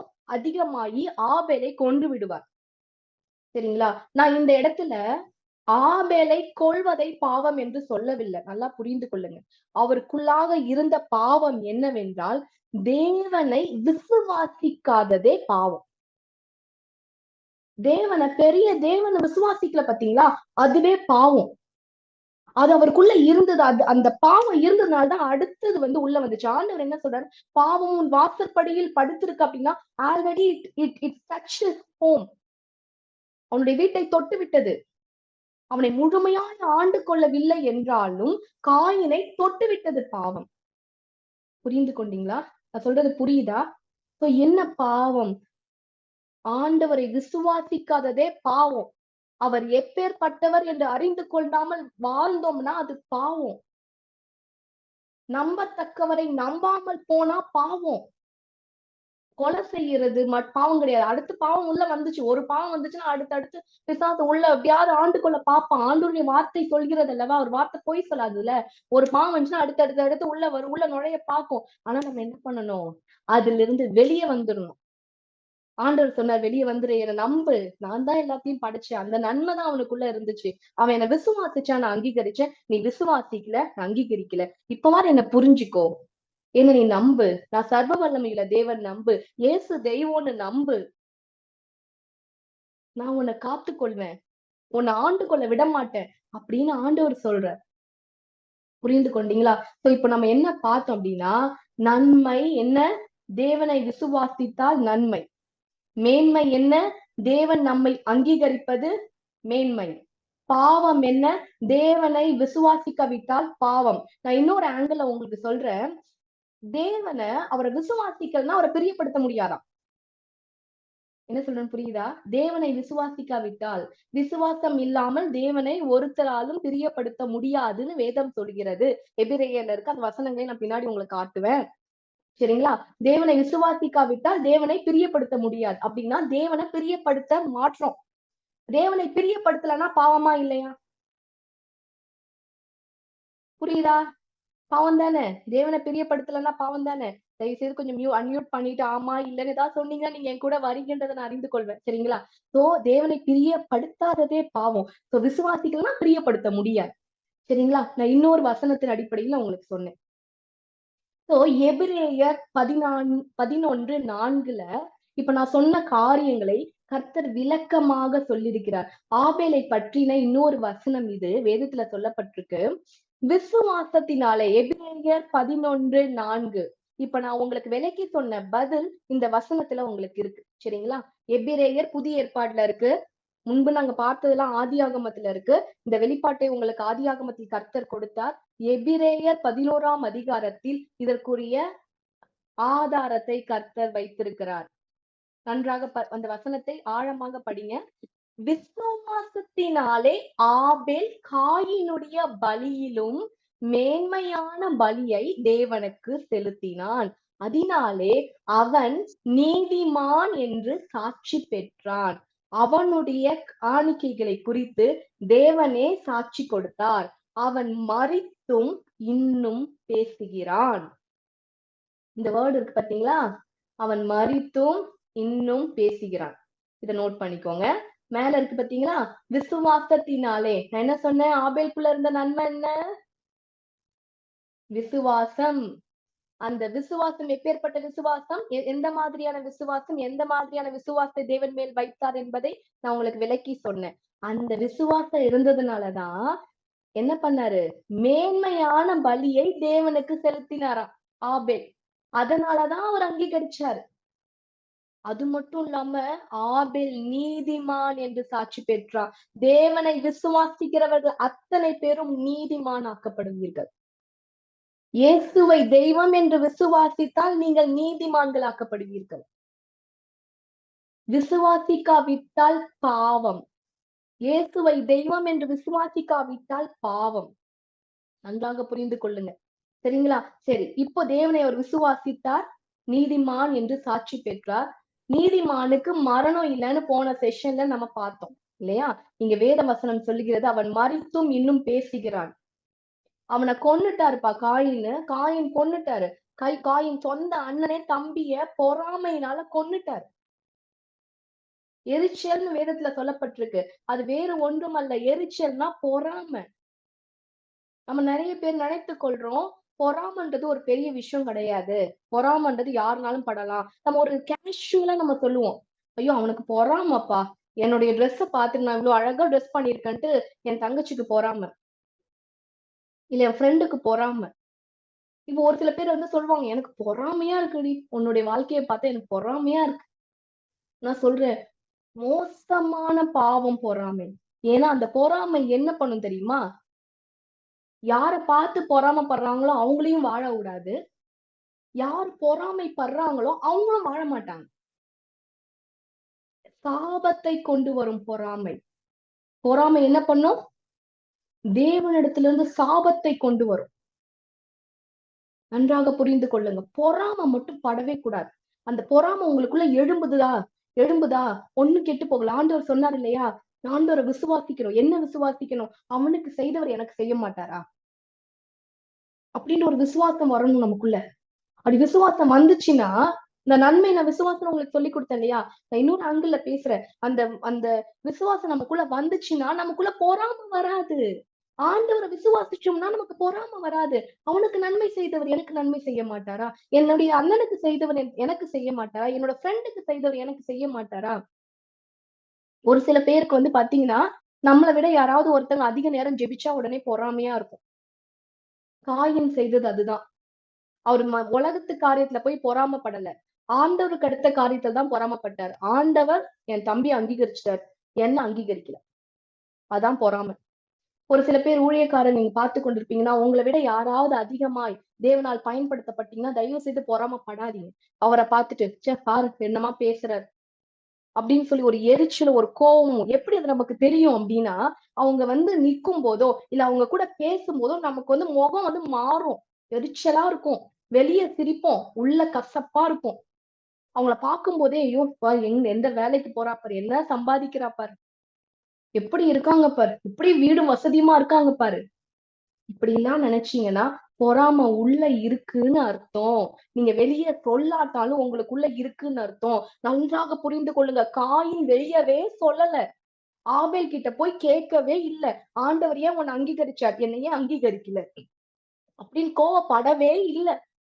பொறாம வெளியே தெரியாது, ஆனா முகம் காட்டி கொடுத்துரும், செயல் காட்டி கொடுத்துரும், கண்டுபிடித்திடலாம் பொறாமை இருக்குன்ட்டு. ஆனா புரிந்து கொள்ளுங்க, பொறாமை ஆபேலை கொன்றது. அவன் நீதிமானா இருந்ததுனால அவன் மரித்தாலும் பேசுகிறான். ஆனா நீதிமானா இல்லைன்னா அவன் செத்து போயிருப்பான். வேதம் வந்து பொறாமை குறித்து நமக்கு எச்சரிக்கிறது. இந்த உலகத்துல வன்கண்கள் பொறாமை உண்டு. நம்ம ஜெபிக்கும் போதே, ஒவ்வொரு நாளும் எழுந்து ஜெபிக்கும் போதே, இயேசுவின் நாமத்தினாலே இந்த வன்கண்களுக்கும் பொறாமைக்கும் என்னை விலக்கி என்னை காத்து கொள்ளுங்க ஆண்டவரேன்னு சொல்லி ஜெபிக்கணும். பொறாமை மத்தவங்களை படுற மாதிரி நம்ம காட்டிக்க கூடாது வெளியே. நம்ம கிட்ட இருக்க காரியங்கள் எல்லாம் வெளியே போய் காமிக்க கூடாது. எனக்கு அவ்வளவு பெரிய வீடு இருக்கு, எங்க வீட்டுல என்னென்ன பொருள் இருக்கு தெரியுமா, நாங்க எவ்வளவு விலை கொடுத்து இது வாங்கணும் தெரியுமா, என் பிள்ளைய எந்த படிப்பு படிக்க வைக்கிறேன் தெரியுமா, அடுத்து என்னுடைய வாழ்க்கையில இந்த திட்டங்கள்லாம் இருக்கு தெரியுமா, இப்படி எல்லாம் நீங்க வெளியே போய் பேசுனீங்க இல்ல உங்ககிட்ட இருக்க காரியங்கள்லாம் சொன்னீங்கன்னா மத்தவங்களுடைய இருதயத்துல பொறாமையே எழுப்பிவிடும். அது அவங்களுக்கும் நல்லது இல்ல. அது நீங்க பெருமை நினைச்சுக்கலாம், ஆனா பெருமை கிடையாது. நல்லா புரிந்து கொள்ளுங்க. அவங்களையும் அழிச்சிரும், உங்களையும் அழிச்சிடும். அமைதியா இருக்கணும். ஆண்டவர் உயர்த்தினாலும் சரி, ஆண்டவர் எதுவுமே தராட்டாலும் சரி, அமைதியா இருக்கணும். கர்த்தர் உங்களுக்கு என்ன, அவன் செய்கைக்குத்தக்கதான பலனை கர்த்தர் அவனுக்கு தருவார். நான் ஒழுங்கா இருந்தேன், நான் ஆண்டவருக்கு நேரத்தை ஒழுங்கா கொடுத்தேன்னா ஆண்டவர் ஊழியத்தை உயர்த்துவாரு. என்ன ஆண்டவர் பயன்படுத்துவாரு. அப்படி இல்லைன்னா என்னவோ அதுதான் கிடைக்கும். இப்ப நான் ஒரு ஊழியக்காரியா இருக்குன்னா நான் அப்படி சொல்றேன். பட் இப்ப நீங்க வேலையில இருக்கீங்க அப்படின்னா, நீங்க அந்த வேலையில உண்மையா இருந்தீங்கன்னா, உண்மையுள்ளவன் பரிபூர்ண ஆசீர்வாதத்தை பெறுவான் என்று வேதம் சொல்கிறபடி நீங்க பரிபூர்ணமான ஆசீர்வாதத்தை பெற்றுக்கொள்வீங்க. அப்படி இல்லைன்னா ஆசீர்வாதம் இல்ல. ஆண்டோடைய வசனத்தின்படி நடந்தாதான் ஆசீர்வாதம். அப்படி இல்லைன்னா என்ன பண்ணலாம்? எப்ப வேணா நீங்க அந்த ஆசீர்வாதத்தை பெற்றுக்கொள்ளலாம். எப்படி பெற்றுக்கொள்ளலாம்? அவருடைய வசனத்துக்குள்ள வந்துருங்க. அவ்வளவுதான். Very simple. அந்த கர்த்தர் அதாங்க சொல்றாரு. இப்ப கூட ஒண்ணு கெட்டு போகல காயின். இப்ப கூட ஒண்ணு கெட்டு போகல. இப்ப நினைச்சாலும் நீ என்ன பண்ணலாம்? விசுவாசத்துக்குள்ள வா. நீ விசுவாசி. அவன் என்னை விட நல்ல பேச்சு திறமை இருக்குன்னு நினைக்காத. சில பேர் நினைப்போம், ஐயோ அவன் என்னமா பேசுறாங்க, என்னமா பாடுறாங்க, என்னமா பைபிள் வாசிக்கிறாங்க, என்னமா ஒரு ஃபங்க்ஷன்னா எப்படியெல்லாம் நிக்கிறாங்க, எவ்வளவு போல்டா இருக்காங்க, நம்ம கிட்டலாம் இல்லையே அப்படின்னு ஒரு எண்ணம் தோன்றினாலே பொறாமை அல்லது தாழ்வு மனப்பான்மை. இந்த ரெண்டுமே காயின்குள்ள இருந்துச்சு. தேவனை நீங்க விசுவாசித்தால், நீங்கள் ஆராதிக்கிற தேவன் இன்னார் என்பதை நீங்கள் அறிந்திருந்தால் என்ன பண்ணணும்? நான் உங்களுக்கு ஆசீர்வாதத்துக்கான ஒரு வழியை நான் சொல்லி கொடுக்குறேன். நீங்க ஆசீர்வதிக்கப்படணும்னு நினைச்சீங்கன்னா, யாரையாவது பார்க்கும்போது அவங்க நல்லா செழிப்பா இருக்கிறத பார்த்து உங்களுக்குள்ள ஒரு பொறாமைன்னு ஒரு எண்ணம் வந்துச்சுன்னா, இயேசுவின் நாமத்தை அதை கடிந்து கொண்டு என்ன சொல்லுங்க அப்படின்னா, எனக்கு ரொம்ப சந்தோஷமா இருக்கு அவங்க அது மாதிரி இருக்கிறது. எசப்பா உமக்கு நன்றி, என் சகோதரியை நீர் உயர்த்தி வைத்ததற்காக நன்றி ஆண்டவரே. இல்ல என்னுடைய ஃப்ரெண்ட நீங்க ப்ரொமோஷன் கொடுத்ததுக்காக நன்றி ஆண்டவரே. ஊழியக்காரர்கள் யாராவது பார்ப்பீங்கன்னா, யாராவது அற்புத அடையாளங்களோடு ஊழியம் செய்து கொண்டிருப்பாருக்காண்டா அவங்கள பார்த்து சந்தோஷப்படுங்க. ஆண்டவரே உங்க நாம மகிமைப்படுதேப்பா. அவரை நீங்க உயர்த்தி அவர் மூலியமா நீ செய்யற கிரியைகளின் நிமித்தம் உங்க நாம மகிமைப்படுதே ஆண்டவரே. ரொம்ப சந்தோஷமா நீங்க கேட்க கூட தேவையில்ல. நீங்க ரொம்ப சந்தோஷமா இருக்குன்னு ஆண்டவர் கிட்ட அந்த காரியத்தை குறித்து அப்ரிஷியேட் பண்ணுங்க. அப்படி பண்ணீங்க நான் உங்களுக்கு சொல்றேன், அந்த வரங்கள் உங்களுக்குள்ளாக வரும். அந்த ஆசீர்வாதம் உங்களுக்குள்ளாக வரும். ஏன் தெரியுமா? இன்னொருத்தனுக்கு செய்யும் போதே இவன் என்னை துதிக்கிறான் என்று தேவன் அறிந்து கொண்டார் என்றால், நான் இன்னொருத்தனுக்கு தான் செஞ்சேன், இன்னொருத்தனுக்கு தான் வீடு கட்டி கொடுத்தேன், அவனுக்கு வீடு கட்டி கொடுத்ததுக்காக இந்த பிள்ளை என் பிள்ளை என்ன மகிமைப்படுத்துறா, என்ன துதிக்கிறா. அப்படி துதிக்கிறதுனால அப்ப இவளுக்கு நான் செஞ்சேனா, இவளுக்கு நான் செஞ்சா அவ எவ்வளவு நன்றியா இருப்பா. என் பிள்ளை எப்படி என்ன மகிமைப்படுத்துவா. ஏன்னா நம்ம எல்லாரும் தேவனை மகிமைப்படுத்துவதற்காக தான் இருக்கிறோம். புரிந்து கொண்டீங்களா? ஆசீர்வாதம் தானா வரும். நீங்க கேட்கவே வேணாம். ஆண்டவரே அவங்களுக்கு கொடுத்துட்டீங்களேப்பா, எனக்கு கொடுக்காம விட்டுட்டீங்களேப்பான்னு அழலாம் தேவையே இல்லை. அவங்க போய் பிளஸ் பண்ணுங்க, சந்தோஷப்படுத்துங்க. அப்போ உங்களுக்கு ரொம்ப சந்தோஷமா இருக்கு. உள்ள மனசுல இருந்து உள்ளார்ந்து நீங்க என்ன பண்ணணும்? மகிழ்ச்சி அடையணும். யாராவது நல்லா இருந்தாங்கன்னா அவங்கள பார்த்து சந்தோஷப்படணும். நான் சொல்றேன், உங்ககிட்ட அந்த ஆசீர்வாதம் விட்டாலும் உங்களுக்கு அந்த ஆசீர்வாதம் தேடி வரும். கர்த்தர் கொடுப்பார். இதான் தேவனை விசுவாசிக்கிறது. அது மட்டும் இல்லாம நீங்க ஆசீர்வதிக்கிறது நிமித்தம் என்ன சொல்றீங்கன்னா, என் தேவன் பட்சபாதம் இல்லாதவர் என்பதை நீங்கள் கிரியைகள் நிமித்தம் காட்டுறீங்க. நீங்க சொல்றீங்கன்னு வச்சுக்கோங்க, ஒரு பொறாமை உங்களுக்குள்ள வருது, ஒரு எரிச்சல் உங்களுக்குள்ள வருதுன்னா என்ன அர்த்தம்? அவனுக்கு செஞ்சுட்டாரு, எனக்கு செய்யல அப்படின்னா என்ன அர்த்தம்? அவன ஆண்டவர் பட்சபாதமாய் கர்த்தர் நடந்து கொண்டார். அவரு அநியாயமாய் நடந்து கொண்டார். ஏதோ ஒரு வகையில ஆண்டவரை தூஷிக்கிறோம் கிரியைகளின் நிமித்தம். மகா பாவம். புரிந்து கொண்டீங்களா? சோ தயவு செய்து அந்த மாதிரி காரியங்களை ஈடுபடாம கிரியைகளின் நிமித்தம் உங்களை உள்ளார்ந்து இனி அதை பிராக்டிஸ் பண்ணுங்க. இதெல்லாம் ஒரு நாள் 2 நாள்ல வந்துராது. கடிந்து கொள்ளணும். தேவனுக்கு கீழ்ப்படிந்து பிசாசுக்கு எதிர்த்து நிக்கணும். இதுதான் நாளுடைய வார்த்தை கீழ்ப்படிய போறேன். என் தேவன் யார் என்பதை நான் அறிந்திருக்கிறேன். என் தேவன் ஆராதிக்கிற தேவன் இன்னார் என்பதை அறிந்திருக்கிறேன். அதனால என்னை அவர் ஆசீர்வதிக்க முடியும். என்னை தப்புவிக்க அவரால முடியும். அவர் தப்புவிக்காவிட்டாலும் எனக்கு கவலை இல்லை அப்படின்னு சொல்லிட்டு என்ன பண்ணுங்க?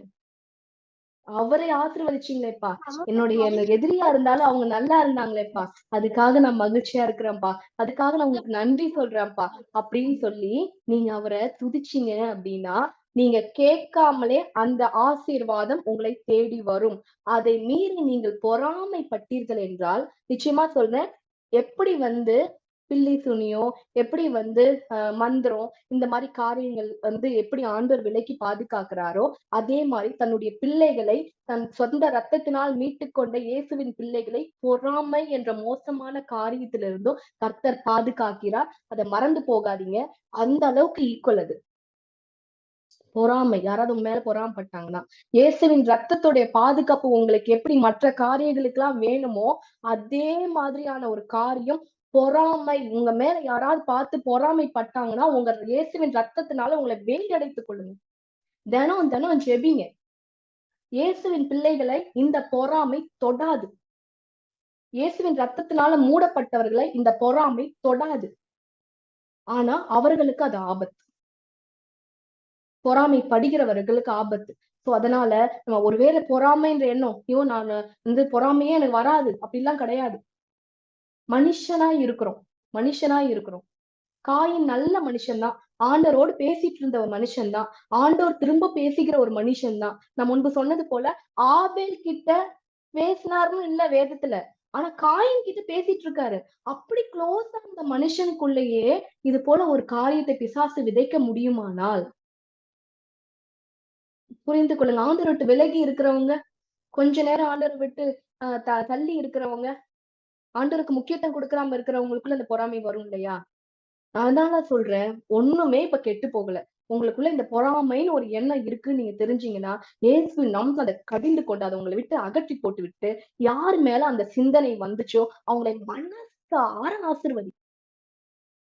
நான் சொல்றேன், நீங்க எழுதி வச்சுக்கோங்க. அந்த ஆசீர்வாதம் உங்களை தேடி வரும். அதுக்கு என்ன காரணம்னு நான் சொல்லி கொடுத்துட்டேன். வேதத்தின் அடிப்படையில தான் நான் உங்களுக்கு சொல்லி கொடுத்தேன். அதுதான் மேன்மை. அந்த மேன்மையை நீங்க பெற்றுக்கொள்வீங்க. இதுதான் ரகசியம். புரிந்து கொண்டீங்களா? அடுத்து நம்ம போகலாம்.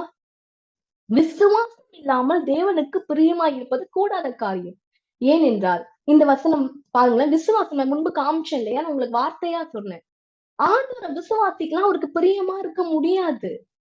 ஆதாம் ஏவாளுக்குள்ள என்ன பாவம் செஞ்சாங்க அப்படின்னு அவங்க கிட்ட கேட்டேன்னா, போன செஷன்ல எனக்கு நிறைய பதில்களை சொன்னீங்க. நானும் ஒரு சில காரியங்களை உங்களுக்கு விளக்கப்படுத்தினேன்.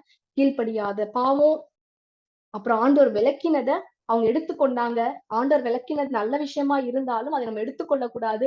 இது போல போன செஷன்ல நம்ம பார்த்தோம். பார்க்காதவங்க போன வீடியோ பார்த்து விடுங்க. சோ உங்களுக்கு ஈஸியா இருக்கும் இந்த பைபிள் ஸ்டடி மேற்கொண்டு போவதற்கு. இப்போ நான் உங்களுக்கு சொல்றேன், ஆதாமும் ஏவாளும் ஏன் பாவம் செஞ்சாங்க தெரியுமா? அவங்க தேவனை விசுவாசிக்கல, அவரை நம்பல, ட்ரஸ்ட் இல்ல ஆண்டவர் மேல, அவர் சொன்ன வார்த்தை மேல நம்பிக்கை இல்ல. அதனாலதான் ஆதாம் ஏவாளும் பாவம் செஞ்சாங்க. அதனாலதான் அவங்க தேவனுக்கு பிரியம் இல்லாம போனாங்க. எல்லா பாவத்துக்கும் முதல் காரியமா என்ன வருதுன்னா ட்ரஸ்ட் பிரேக்கிங். நம்பிக்கை இல்ல. யார் மேல நம்பிக்கை இல்லைன்னா அவர் சொன்னதை கேட்போமா? கேட்க மாட்டோம் இல்லையா? அதுதான் அவங்களுக்கு நம்பிக்கை இல்லாம போச்சு. அதான் ஆண்டவர் தெளிவா சொல்றாரு, விசுவாசம் இல்லாமல் தேவனுக்கு பிரியமா இருப்பது கூடாத காரியம். ஆண்டவர் எல்லா வகையான விசுவாசம்னா இயேசுவை தெய்வம் என்று விசுவாசிப்பது மட்டும் விசுவாசம் அல்ல. எல்லா காரியங்களையும் அவரை உயர்வாய் வைக்கணும், அவரை உயர்த்தி வைக்கணும். அவருடைய ஆங்கிள் இருந்து அவரு எந்தெந்த வகையெல்லாம் உங்களுக்கு அவரை நம்ப முடியுமோ அப்படியெல்லாம் அவரை நம்புங்க. கர்த்தர் உங்கள் மேல் பிரியமாய் இருப்பார். ஆபேல் மரித்தாலும் ரத்தம் பேசுகிறது. வேதத்துல நீங்க அந்த ஆதியாகமத்துல 4ஆம் அதிகாரத்துல நீங்க படித்ததை படிக்கும்போது காயின் ஆபேல கொன்னு இருப்பாரு. அவர் ரத்தம் பூமியில சிந்தி இருக்கும். அப்ப இயேசு கிறிஸ்து எல்லாம் வரல. நல்லா புரிந்து கொள்ளுங்க. அவர் வந்து பல வருடங்களுக்கு அப்பதான் இயேசு கிறிஸ்துவே பூமிக்கு வந்தார். அதுக்கப்புறம் தான் உயிர்த்தெழுதல் அப்படின்ற ஒரு காரியமே நமக்கு எல்லாம் வந்து தெரியும். ஆனா காயின் நீதிமானாக்கப்பட்டு அவனுடைய ரத்தம் பேசுச்சுன்னா என்ன அர்த்தம்? அவனுக்கு உயிர் இருக்குன்னு அர்த்தம்.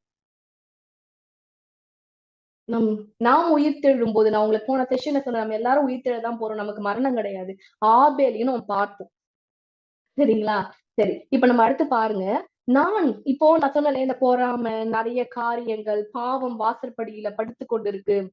இந்த மாதிரி நிறைய காரியங்கள். இந்த பாவத்துல இருந்து எப்படி தப்புவிப்பது? எப்படி தப்பிக்கிறது? இங்க வேதத்துல 119:11 சொல்லப்பட்டிருக்கு. நான் உங்களுக்கு சொல்யூஷன் சொல்லி கொடுக்குறேன். நன்றாக புரிந்து கொள்ளுங்க. கொஞ்சம் பிரிஸ்காய் கேளுங்க. இன்னும் ஒரு 5 நிமிடத்துல 10 நிமிடத்துல நம்ம செஷன் முடிச்சிருவோம். நல்லா கவனித்துக் கொள்ளுங்க. நான் உமக்கு விரோதமாய் பாவம் செய்யாதபடிக்கு உமது வாக்கை என் இருதயத்தில் வைத்தேன். யாருடைய வாக்கு? தேவனுடைய வார்த்தை. தேவனுடைய வார்த்தை நம்மளுடைய இருதயத்தில் இல்லை என்றால் நாம் பாவம் செய்வோம். இந்த வசனம் எனக்கு ரொம்ப பிடித்த வசனம். 119:11 சிறு வயதில் இந்த வசனத்தை படித்துக் கொண்டேன். நான் உமக்கு விரோதமாய் பாவம் செய்யாதபடிக்கு உமது வாக்கை என் இருதயத்தில் வைத்து வைத்தேன். அப்ப இத படிக்கும் போது, இத மனப்பாடம் பண்ணும் போது எனக்கு இதோட அர்த்தம் தெரியாது. ஆனா இந்த வார்த்தை என் வாழ்க்கையை காப்பாற்றினது, என்னுடைய சூழ்நிலையை மாற்றினது. அவருடைய வாக்கு என்னுடைய இருதயத்துல இருந்தா பாவம் மட்டும் கிடையாது. பாவம் மட்டும் பாவம் இல்லாம மட்டும் நம்ம காத்து கொள்றதுன்னு கிடையாது. நிறைய ஆசீர்வாதங்கள், இன்னும் சொல்ல போனா எல்லா ஆசீர்வாதத்தையும் பெற்றுக்கொள்ளலாம் ஆண்டோடைய வார்த்தை நம்மளுடைய இருதயத்துல இருந்துச்சுன்னா. ஏன்னா இருதயத்தின் நிறைவினால் வாய் பேசும் என்று வேதம் சொல்கிறது. இருதயம் ஆண்டோடைய வாய் பேசுனா இட்ஸ் கைண்ட் ஆஃப் கிரியை. இட்ஸ் எக்ஸ்பிரஸிங் த லைக் வந்து ஆக்ஷன்ல வருது. வாய் பேசுதா என்ன அர்த்தம்? ஆக்ஷன்ல வெளிப்படுதுன்னு அர்த்தம். அப்போ நம்மளுடைய இருதயத்துல என்ன இருக்கோ அதான் நம்மளுடைய வாழ்க்கையாய் மாறும். அவருடைய வார்த்தையை நம்மளுடைய இருதயத்தில் வைத்துக் கொள்ளணும். நன்றாக கேட்டுக்கொள்ளுங்க. ஆண்டருடைய வருகை, இயேசு கிறிஸ்துவினுடைய வருகை, இந்த வார்த்தை நம்மளுடைய இருதயத்துல இருக்கணும் அப்படின்னாலும், இயேசு கிறிஸ்துவின் வருகை ஒரு முக்கியமான, இயேசு கிறிஸ்துவின் வருகையினால் இயேசு ஏன் வந்தாருங்க? பாவத்தை போக்குவதற்கு, சாபத்தை நீக்குவதற்கு, நமக்கு மரணம் இல்லாத வாழ்க்கையை கொடுப்பதற்கு, நம் தேவனுடைய பிள்ளைகளாகும்படிக்கு நம்மளை காப்பாற்றுவதற்கு, நமக்கு பிள்ளைகள் ஆகும்படி அதிகாரம் கொடுப்பதற்கு. இது போல பல காரியங்களை போன செஷன்ல நம்ம பார்த்துட்டு வந்தோம் இல்லையா? அது மட்டும் கிடையாது. ஆண்டவருடைய வார்த்தை உங்களுடைய இருதயத்தில் இருப்பதற்கு முக்கிய காரணம், இருதயத்தில் இருக்க வேண்டும் என்றால் இயேசு வரணும். அவர் வந்ததுனால உங்களுக்கு உங்களுடைய ஏன் நான் உங்களுக்கு இப்ப விளக்கி சொல்ல போறேன். ஜஸ்ட் ஒரு 5 minutesல முடிச்சிட போறோம். ஆனா இது மிகப்பெரிய ரகசியம். ஆண்டவர் ஏன் வந்தாரு? நம்மளுடைய எல்லா ஆசீர்வாதத்துக்கு முன்னாடி ஏசப்பா இருக்கிறாரு. எல்லாம் புரிந்து கொள்ளுங்க. எல்லா ஆசீர்வாதத்துக்கு முன்னாடி இயேசு இருக்கிறார். இயேசு இல்லாத ஆசீர்வாதம் கிடையாது. ஒரு மனுஷன் பெற்றுக்கொள்ளக்கூடிய மிகப்பெரிய ஆசீர்வாதமே இயேசுதான். ஏன் நான் சொல்றேன்னா, இயேசுவை பெற்றுக்கொண்டால் எல்லா ஆசீர்வாதமும் வந்துடும். எல்லா ஆசீர்வாதமும் வந்துடும். எழுதி வைத்துக் கொள்ளுங்க, எல்லா ஆசீர்வாதமும் வந்துடும். இங்க பாருங்க, எபிரேயர் 10:10 என்ன சொல்லப்பட்டிருக்குன்னா, இயேசு கிறிஸ்துவினுடைய சரீரம் ஒரே தரம் பலியிடப்பட்டதினாலே அந்த சித்தத்தின்படி நாம் பரிசுத்தமாக்கப்பட்டிருக்கிறோம். ஓகே, இது நல்லா புரிந்து கொண்டீங்களா? நம்ம பரிசுத்தமாக்கப்பட்டிருக்கோம். இப்ப எபிரேயர் 10:14 என்ன சொல்லப்பட்டிருக்குன்னா, ஏனெனில் பரிசுத்தமாக்கப்படுகிறவர்களை ஒரே பலியினாலே இவர் என்றென்றைக்கும் பூரணப்படுத்தியிருக்கிறார். இயேசு கிறிஸ்துவனுடைய மரணம் என்ன பண்ணிருக்கு?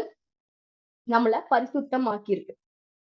இரண்டாவது, பரிசுத்தமாக்கப்பட்டது மட்டும் இல்லாமல் நம்மளை நம்ம என்ன பண்ணிருக்கு? பூரணப்படுத்தி இருக்கு. என்ன பண்ணிருக்கு?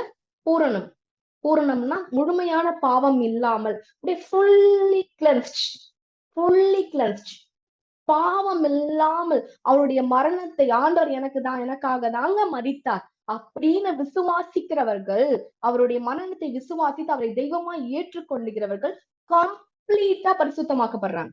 கம்ப்ளீட்டா நல்லா புரிந்துக்கணும். கம்ப்ளீட்டா பரிசுத்தமாக்கப்படுகிறாங்க. இப்போ உங்களுக்கு பாவம் இல்லாத ஒரு மனுஷன் இல்லையா?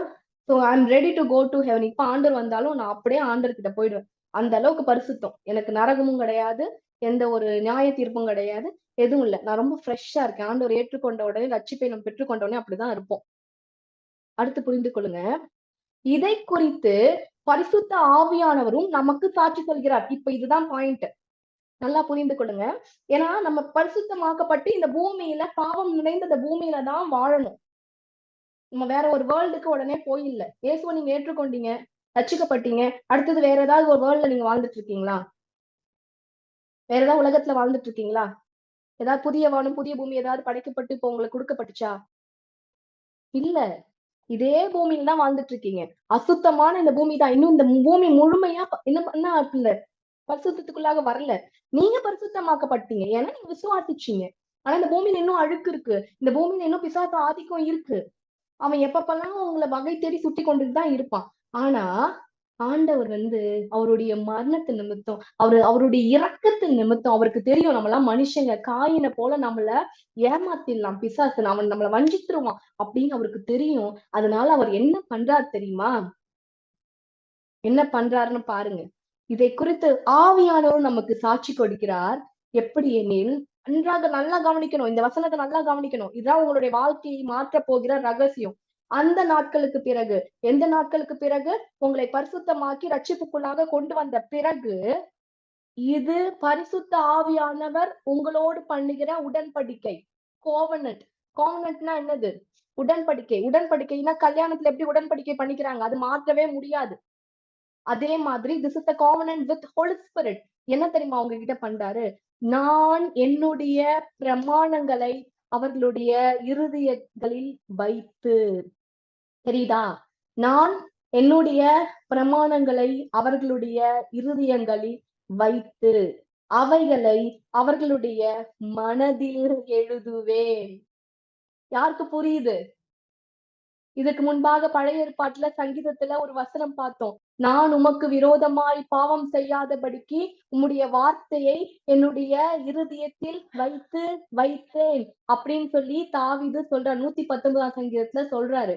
ஆனா அவர் பாவம் செஞ்சாரா இல்லையா? பாவம் செய்யாதபடிக்கு அவருடைய வார்த்தையை இருதயத்துல வச்சுக்கிட்டேன் அப்படின்னு சொன்ன தாவீது பாவம் செஞ்சார். அவருடைய 1 ராஜாக்கள் 2 ராஜாக்கள் எடுத்து படிங்க. 1 சாமுவேல் 2 சாமுவேல் 1 ராஜாக்கள்லாம் என்னென்ன பாவம் எல்லாம் தாவீது செஞ்சாரு. கொலையே செஞ்சாரு, விபச்சாரமாவும் செஞ்சாரு தாவீது. ஆனா ஆண்டவருக்கு தெரியும், மனுஷ பலத்தினால் ஒருத்தன் பரிசுத்தமாய் வாழ முடியாது. ஆவியானவர் வேணும். பரிசுத்த ஆவியானவர் மூலயமாதான் ஒரு மனுஷன் என்ன பண்ண முடியும்? பரிசுத்தமாய் வாழ முடியும். No other way. அதனாலதான் ஒரு மனுஷன் பரிசுத்தமாக்கப்பட்ட உடனே ஆவியானவர் வந்துடுறாரு. ஆவியானவர் என்ன சொல்றாருன்னா, இப்ப நான் இப்ப பரிசுத்தமாயிடுச்சு இல்லையா? பரிசுத்தமான உடனே இப்ப நான் ஒரு கோவனன்ட்குள்ள வரேன். என்ன கோவனன்ட் தெரியுமா? நான் என்னுடைய பிரமாணங்களை அவர்களுடைய இருதயங்களில் வைத்து, அவைகளை அவர்களுடைய மனதில் எழுதுவேன் என்று கர்த்தர் சொல்கிறார். இப்பதான் என்ன புரியுதுன்னா, ஏதோ ஒண்ணு புதுசா ஒரு காரியத்தை உங்களுடைய இருதயத்துல அப்படியே ரைட் பண்ணிட்டு போயிடுவாரு அப்படின்னு கிடையாது. ஏதோ ஒண்ணு எழுத போறார் போல இருக்கு, நம்ம புதுசா என்ன ஒண்ணு கிடைக்க போகுது, அப்படி கிடையாது. தேவனுடைய வார்த்தை, வேதம், வேதத்தில் இருக்கிற காரியங்களை நீங்கள் மனுஷ பலத்தினால் படித்திருப்பீங்க.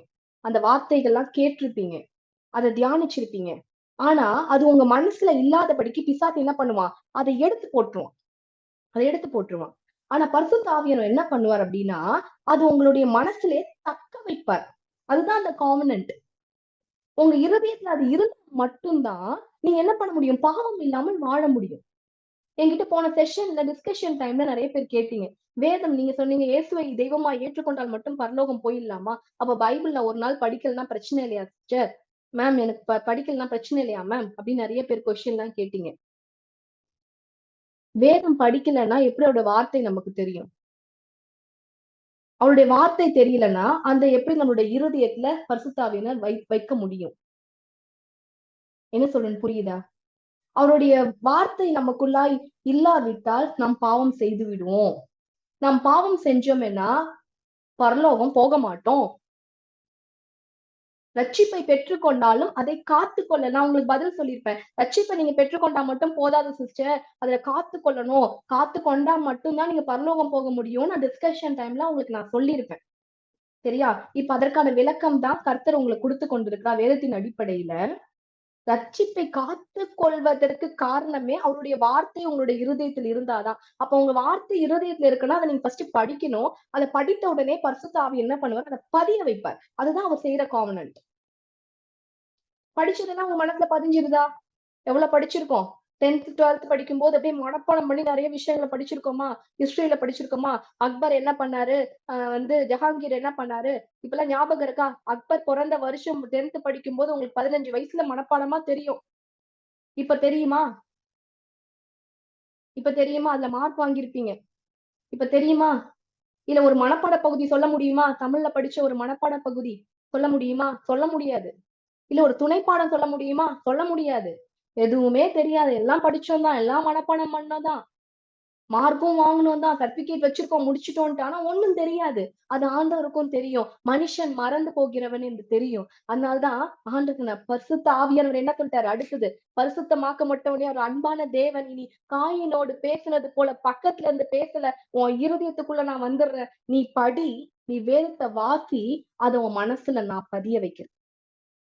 அது பதிஞ்சாதான் உங்க வாழ்க்கையா மாறும். அப்ப வேதத்தை படிக்கணுமா வேணாமா நீங்க முடிவு பண்ணிக்கோங்க. வேதத்தை படிக்காம, வேதத்தை வாசிக்காம ஒண்ணுமே நடக்காது. பரிசுத்த ஆவியானுடைய கிரியை உணர முடியாது. சோ நல்லா புரிந்து கொள்ளுங்க. It's a covenant of God with you. பரிசுத்த ஆவியார் உன்கிட்ட ஒரு உடன்படிக்கை பண்ணிருக்க, நீ வாசி, நான் பதிய வைக்கிறேன். இப்ப வாசிக்கணுமா வேண்டாம்? ஒரு சிஸ்டர் ஒருத்தன் கேட்டாங்க, வாசிச்சா மட்டும் போதுமா, அதப்படி நடக்க வேண்டாமா? அதுதான் பரிசுத்த ஆவியனோட வேலை. நீங்க முதல்ல வாசிங்க. நீங்க வாசிச்சு நான் நடக்கணும்னு நீங்க விசுவாசிச்சீங்கன்னா பரிசுத்த ஆவியானவர் உங்களை எதை நடக்கும்படிக்கு செய்வார். சுயபலத்தினால எல்லாம் பண்ணிட முடியாது. நம்ம நினைப்போம், நம்ம தீமை செஞ்சவர்களுக்கு நன்மை செய்யணும்னு நினைப்போம். ஆனா அந்த வசனத்தை வாசிச்சிருப்போம், அதை நம்ம ட்ரை பண்ணுவோம். ஆனா அந்த ட்ரைல ஒரு சக்சஸ கொடுக்கறது ஆவியானவர் தான். அதனாலதான் அவர் கான்வென்ட் பண்ணிக்கிட்டார் நம்ம கிட்ட. அதனாலதான் உடன்படிக்கை பண்ணிக்கொண்டார். அவருக்கு தெரியும், அவருடைய பலன் இல்லாம நம்முடைய பலத்தினால ஒன்றுமே சாதிக்க முடியாது. அதனாலதான் பழைய ஏற்பாட்டுல தாவீது மனப்பாடம் பண்ணி அவரோட வார்த்தையை இருதயத்துல வச்சுக்கிட்டே வாழ்ந்துட்டு இருந்தாலும் ஏதோ ஒரு இடத்துல தடுமாறிட்டார். ஆனா அவருடைய கிருபை என்ன தெரியுமா, அவருடைய வார்த்தை தாவீதுக்குள்ள இருந்ததுனாலதான் அவர் கீழே விழுந்தாலும் எழுந்து நிற்கும்படிக்கு தேவன் கிருபை செய்தார். அவர் கீழே விழுந்தது மாதிரியே தாவீது போயில்லை. ஆக மொத்தத்துல தேவனுடைய வார்த்தை இருதயத்துல இருந்துச்சுன்னா நம்ம கீழே விழுந்தே கிடக்க மாட்டோம், எழுந்துருவோம். ஆண்டவர் எழுப்பிடுவாரு. This is a covenant. அவருடைய உடன்படிக்கை மாறாது. நம்ம வேணா நம்ம சொன்ன வார்த்தையில இருந்து மாறுவோம், அவருடைய வார்த்தையை மாற்றிக்கொள்ள மாட்டார். அது மட்டும் இல்லாம அவருடைய வார்த்தை நமக்குள்ள இருக்கும்போது நம் பாவம் செய்யாதபடிக்கு அவர் பார்த்து கொள்வார். அது மட்டும் இல்லாம அவர்களுடைய பாவங்களையும் அவருடைய அக்கிரமங்களையும் நான் இனி நினைப்பதில்லை. இது யார் சொல்றாருன்னா பரிசுத்த ஆவியானவர் சொல்றாரு. ஏன்னா அவர் நமக்குள்ள வாழணும், அவர் நமக்குள்ள பேசணும், நம்ம இருதயத்துல பதிய வைக்கணும். அப்படின்னா என்னன்னா, நம்ம முன்னாடி செஞ்ச எல்லாத்தையும் பரிசுத்த ஆவியானவரும் மறந்துடுறார். அவர் அக்கிரமங்களை பார்க்க மாட்டாராம். நான் பார்க்க மாட்டேன், நான் உடன்படிக்கை பண்ணிக்கிறேன் அப்படி நான் சொன்னேன் இல்லையா. பரிசுத்த ஆவியானவரும் தனிப்பட்ட முறையில நம் கடவுளாய் பார்க்க வேண்டும். திரியேக தேவன் என்று நான் ஒரு பைபிள் ஸ்டடி உங்களுக்கு நான் இதே செஷன்ல பண்ணிருப்பேன். தயவு செய்து இதை பார்க்கிறவங்க, புரியாதவங்க அதை போய் பார்த்து விட்டு வாங்க. இதற்கு முன்பாக நடந்த 10 செஷனையும் பார்த்தவங்களுக்கு இது நன்றாக புரியும். அதனால தயவு செய்து பார்க்காதவர்கள் பார்த்து விட்டு இதை மறுபடியும் கேட்கும்படியாய் சொல்றேன். ஓகே, நம்ம முடிக்க போறோம். இன்னும் ஒரு 2 நிமிடம் தான், சரியா? சோ ஆண்டவர் நமக்காக பரிசுத்த ஜீவியத்தை கொடுத்து விட்டார், நமக்கு ஒரு வழியை உண்டாக்கிட்டாரு. அதை காத்து கொள்வதற்காக பரிசுத்த ஆவியானவரை கொடுத்து விட்டார். ஆனா நம்ம என்ன பண்ணணும்? வேதத்தை வாசிக்கணும். அது மட்டும் இல்லாம அவர் சொன்ன கட்டளையின்படி சுத்த ஜலத்தினால் இனிமே ஒரு 2 நிமிஷம் நல்லா கூர்ந்து கவனிங்க. துர்மனசாட்சி நீங்க தெளிக்கப்பட்ட இருதயம் உள்ளவர்களாயும், அப்படின்னா ரட்சிப்பு. முதல்ல இயேசுவை ஏற்றுக்கொண்ட பிறகு நமக்கு கிடைப்பது ரட்சிப்பு. இயேசுவே என்னை மன்னித்து விடுங்கப்பா, என் பாவங்கள்லாம் மன்னிச்சிடுங்கப்பா அப்படின்ன உடனே உங்களுடைய துர்மனசாட்சி உங்களை விட்டு நீங்கிடும். உங்க மனசுக்குள்ள ஒரு சந்தோஷம் வரும். அடுத்துதான் நீங்க பண்ண வேண்டிய காரியம் என்னன்னா, இயேசு எனக்கு இந்த ரட்சிப்பை கொடுத்தா நான் மீண்டுமாய் பிறந்திருக்கிறேன் என்பதை அடையாளப்படுத்தும்படிக்கு நீங்க உங்க சுத்த ஜலத்தினால் கழுவப்பட்ட சரீரம் உள்ளவர்களாயும் அப்படி நீங்க கொடுக்கப்பட்ட வார்த்தையின்படி நீங்கள் ஜலத்தினால் மூழ்கி ஞானஸ்தானம் பெற வேண்டும். ஏன்னா கிரியையினால், it is not religious, this is your showing in action. கிரியை ரொம்ப முக்கியம். கிரியை ரொம்ப ரொம்ப முக்கியம். ஆபேலுடைய சிந்தனை, இன்டென்ஷன் அவருடைய கிரியில் வெளிப்பட்டப்பட்டது போல நீங்க நிச்சயமாய் முழுக்கு ஞானஸ்தானம் எடுத்துக்கொள்ள வேண்டும். ஞானஸ்தானம் எடுக்காதவர்கள் நீங்கள் கிரியில் தேவனுடைய ரட்சிப்பை நீங்கள் அங்கீகரிக்கவில்லை என்று அர்த்தம். தயவு செய்து யாராவது ஞானஸ்தானம் எடுக்காதவங்க பார்த்து கொண்டிருந்தீங்கன்னா போய் இப்பவே உங்க பாஸ்டர்கிட்ட சொல்லி எனக்கு ஞானஸ்தானம் தயவு செய்து கொடுத்துருங்க பாஸ்டர் அப்படின்னு கொடுத்துருங்க, வாங்கிடுங்க. ஓகே, அடுத்து பாத்தீங்கன்னா உண்மையுள்ள இருதயத்தோடு விசுவாசத்தின் பூரண நிச்சயத்தோடு சேரக்கடுவோம். இந்த உண்மையுள்ள இருதயமும் விசுவாசத்தின் பூரணமும் எப்படி வரும் என்றால் பரிசுத்த ஆவியானவர் இப்பொழுது உங்களோடு செய்து கொண்ட உடன்படிக்கையின் மூலமாக மட்டும்தான் வரும். வேற எதன் மூலியமாவும் வராது. இந்த வசனத்தை நோட் பண்ணிட்டு தினமும் வாசிங்க. எபிரேயர் 10:22 இதை நீங்க வாசித்து இதை 3ஐயும் அறிக்கை செய்யுங்க. இது 3, அதாவது இங்க மறைந்து இருந்தாலும் இங்க இயேசுடைய காரியம் வெளிப்படுத்தப்பட்டிருக்கு. அடுத்து அவர் சொன்ன இன்டென்ஷன் வெளிப்படுத்தப்பட்டிருக்கு. 3வது பரிசுத்த ஆவியானுடைய வல்லமை வெளிப்படுத்தப்பட்டிருக்கு. இதை நீங்க அறிக்கை செய்யணும். இந்த வசனத்தை அறிக்கை செய்யுங்க. 10:22 பாருங்க, இங்க என்ன சொல்லிருக்கு? நம்முடைய நம்பிக்கையை அறிக்கை இடுகிறதில் அசைவில்லாமல் உறுதியா இருக்க கடவுள். ஏன் நான் அறிக்கையிட சொன்னேன்னு தெரியுமா?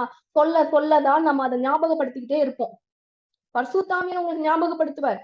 அது வேற விஷயம், இருதயத்துல எழுதுது. ஆனா நீங்க ஒரு சில காரியங்களை பண்ணணும். பேஸ் அவருடைய இத காரியங்களை அறிக்கை பண்ணணும். இயேசு என்னை ரட்சித்திருக்கிறார், நான் பரிசுத்தமா வாழறதுக்காக அழைக்கப்பட்டிருக்கேன், என் தேவன் எனக்கு ஒரு மிகப்பெரிய ஒரு ஆசீர்வாதத்தை கொடுத்திருக்காரு, அதை நான் இழந்து போக மாட்டேன், என் நம்பிக்கை ஒரு நாளும் மாறாது, இயேசுதான் தெய்வம், நான் அவரை விசுவாசிக்கிறேன், எத்தனை பேர் எப்படி விதமா கிரியை செஞ்சாலும் நான் அதுல இருந்து தடுமாற மாட்டேன், நான் என் தேவனை உறுதியா படுத்திருக்கேன், எனக்கு வியாதி வந்தாலும் அது வந்தாலும் இது வந்தாலும் எதை வேணா வந்துட்டு போட்டோம், ஆனா என் இயேசு தெய்வம்ன்றது என்னைக்குமே மாறாது அப்படின்ற அசைவு இல்லாம உறுதியா இருக்கணும். தேவன் உங்களை இப்படி இருக்கிற நிலைமையில என்னைக்கும் விட மாட்டார். அவரை விசுவாசிக்கிற பிள்ளைகளுக்கு நன்மையான காரியங்களை கொடுப்பார். அன்றியும் அழைக்கப்பட்டவர்களாய் தேவனிடத்தில் அன்பு கூறுகிறவர்களுக்கு சகலமும் நன்மைக்கு எதுவாக நடக்கிறது என்பதை அறிந்திருக்கிறோம் என்று வேதம் சொல்கிறது. நீங்க ஆண்டவர் அறிந்து உண்மையா இருக்கீங்களா? உங்களுக்கு வியாதி வந்துச்சுன்னா வியாதிக்காக நன்றி சொல்லுங்க. அந்த வியாதி நன்மை புரிந்து கொள்ளுங்க. கர்த்தர் நமக்கு அனுமதிக்கிற எல்லாமே நன்மை. தீமை போல இருந்தாலும் அதை தப்பி போகத்தக்கதான, அது உங்களுக்கு தீமையா இருந்த ஆண்டவர் நோக்கி நீங்க பார்க்கிறீங்க அப்படின்னா உங்களை இருந்து ஆண்டவர் விலக்கி போடுவார். நீங்க இப்படி இருக்க நிலைமையில இருக்க மாட்டீங்க. நீங்க உயிரோடு இருக்கிறது கர்த்தருடைய கிருபை, அதை மறந்து போக கூடாது. சரி, புரிந்து கொண்டீங்களா? அடுத்து நன்றாக புரிந்து கொள்ளுங்க. அடுத்து என்ன பண்ணணும்? ஞானஸ்தானம் எடுக்கணும். இயேசுவை ரட்சிப்பை பெற்றுக்கொண்டுட்டோம், ஞானஸ்தானம் பெற்றுக்கொண்டுட்டோம், பரிசுத்த ஆவியானுடைய உடன்படிக்கைக்குள்ளாக வந்து விட்டோம். அதற்கப்புறம் என்ன பண்ணணும் அப்படின்னா, என்ன பண்ணணும்? வசனத்தை பாருங்க, முக்கியமான சபை கூடி வருதலை சிலர் விட்டு விடுகிறது போல நாமும் விட்டு விடாமல், சபைக்கு போகாம வீட்டிலே இருக்கேன் அப்படின்னு நீங்க சொல்வீங்கன்னா உங்களுக்கே நீங்க ஆபத்தை தேடிக்கிறீங்கன்னு அர்த்தம். சபைக்கு போகணும், ஒரு மெய்ப்பனுக்கு கீழாக அடங்கி இருக்கணும். ஒருவேளை தவறான காரியங்கள் உங்களுக்கு சபையில அந்த பிரச்சனை இந்த பிரச்சனை, அவங்க சரியில்லை இவங்க சரியில்லை, இது போல நிறைய காரியங்கள் இருந்தாலும் அதை பரிசுத்த ஆவியானவர்கிட்ட ஒப்படைச்சிட்டு, நான் கரெக்டா இருக்கேன், நான் போறேன் சபைக்கு, ஆண்டவர் என்னோடு கூட பேசுங்க. எல்லாரும் புல்பீட்ல நிக்கிறவங்களும் சரி, இல்ல உங்களுக்கு பாத்தீங்க அப்படின்னா அவங்களுடைய மூப்பர்களா இருக்கிறவங்களும் சரி, உங்க சுத்தி இருக்கவங்களும் சரி, எப்படி இருந்தாலும் நீங்க அதை பத்தி கவலைப்பட தேவை. நீங்க எப்படி இருக்கீங்க அதை பாருங்க. சபைக்கு யாருக்கும் எப்படிப்பட்ட குறைவுகள் இருந்தாலும் தயவு செய்து ஒதுக்கி வச்சுட்டு, ஏன் தெரியுமா? அந்த சபைக்கு போனாதான் உங்களுக்கு வார்த்தை கிடைக்கும். ஏசப்பாவோட வார்த்தை ஒவ்வொரு வாரமும் உங்களுக்கு கிடைக்கணும்னா நீங்க சபைக்கு போகணும். அதுதான் சொல்றேன், நீங்க சபை கூடுவதிலே நீங்க விட்டு விடக்கூடாது. ஏன்னா உங்களுக்கு வார்த்தை வேணும். நீங்க படிச்சா மட்டும் போதாது, ஆண்டவருடைய வார்த்தை வெளிப்படணும். அது சரியில்லை இது சரியில்லைன்னு சொல்லி நம்ம ஆன்லைன்லயே பாத்துட்டு இருப்போம்னு வச்சுக்கோங்க. வேணா ஆன்லைன்ல பார்க்கலாம். ஆனா சபைன்றது ஒரு இடத்தை குறிப்பது அல்ல, ஒரு ஐக்கியம் வேணும். உங்களுக்காக ஜெபிக்கிறவங்க அங்க இருப்பாங்க. ஒரு நேரம் இருந்தால் இன்னொரு நேரம் ஒரு ஆலோசனை நமக்கு கிடைக்கும், ஒரு ஒத்தாசை வரும். சபை அது மட்டும் இல்லாம சபை கூடு வருதலை விட்டு விடாதீங்கன்னு ஆண்டவரே சொல்றாரு. அவ்வளவுதான், சிம்பிளா. அவரு கட்டளை கொடுத்துட்டாரு, ஞானஸ்தானம் கொடுத்த மாதிரி பரிசுத்த ஆவியானவர் எழுதுவார் சொன்ன மாதிரி நீங்க சபைக்கு போகணும்னு சொல்லிட்டாரு. அதனால நீங்க ஒரு சபையில அங்கத்தினராய் நிச்சயமா இருக்கணும். உங்களுக்குன்னு ஒரு மெய்ப்பர் இருக்கணும். அது ஆண்டவர்கிட்ட கேட்டுட்டு நீங்க போங்க. நான் எந்த மெய்ப்பனுக்கு கீழே போகணும், நான் எந்த சபைக்கு போகணும் கேளுங்க, ஆண்டவர் உங்களோடு பேசுவார். புத்தி சொல்ல கடனுமா? யாராவது சபைக்கு போகாதவங்க யாராவது இருந்தாங்கன்னா தயவு செய்து அவங்களுக்கு புத்தி சொல்லுங்க. போங்க, நல்ல சபைக்கு போங்க. இல்ல நான் போற சபை நல்ல சபை, அந்த சபைக்கு வாங்க, எங்க மேய்ப்பர் நல்ல மேய்ப்பர், வாங்க உங்களுக்காக ஜெபிப்பா வாங்க அப்படின்னு கூட்டிட்டு போங்க. தயவு செய்து கூட்டிட்டு போங்க. இது அவங்களுக்கு செய்யற நன்மை நீங்க. ஏன்னா நாளானது சமீபித்து வருகிறதா, சீக்கிரம் வருது. அதனால அதை மறந்து போயிடக்கூடாது. இயேசுவின் அதாவது அவருடைய நாள் சமீபித்திருக்கு. ஒண்ணு அவர்கிட்ட நம்ம போயில, அவர் நமக்கு வந்துருவார். ஜாக்கிரதையா இருக்கணும். சத்தியத்தை அறியும் அறிவை அடைந்த பின்பு, இப்ப நம்ம எல்லாம் பெற்றுக்கொண்டுட்டோம், சபைக்கு போறோம், நமக்கு சத்தியத்தை அறிகிற அறிவு நமக்கு வந்துடுச்சு. இதான் ஒரு பாயிண்ட். 1 மினிட்ல நான் முடிச்சிருவேன். நாம அதுக்கப்புறமும் மனப்பூர்வமாய் பாவம் செய்தோம் அப்படின்னா இதுக்கு மேல செலுத்தத்தக்க வேறு ஒரு பலி கிடையாது. அதனால நியாய தீர்ப்பு நிச்சயமாய் வரும். அதனால கோபாக்கினிக்கு தப்புவிக்கும்படி மனப்பூர்வமாய் பாவங்கள் செய்யக்கூடாது. தெரியாம பண்ணிட்டேன், உங்க மனப்பூர்வமா தயவு செய்து செய்யாதீங்க, துணிகரமா செய்யாதீங்க, அதுக்கு மன்னிப்பு இல்ல. தெரியாம இது மாதிரி பண்ணிட்டு ஏதாவது இருந்தீங்கன்னா தயவு செய்து மன்னிப்பு கேட்டுருங்க. இப்ப ஒண்ணு கூட ஒண்ணும் கெட்டு போகல, காயின் மாதிரி இப்ப கூட ஒண்ணும் கெட்டு போயிடல.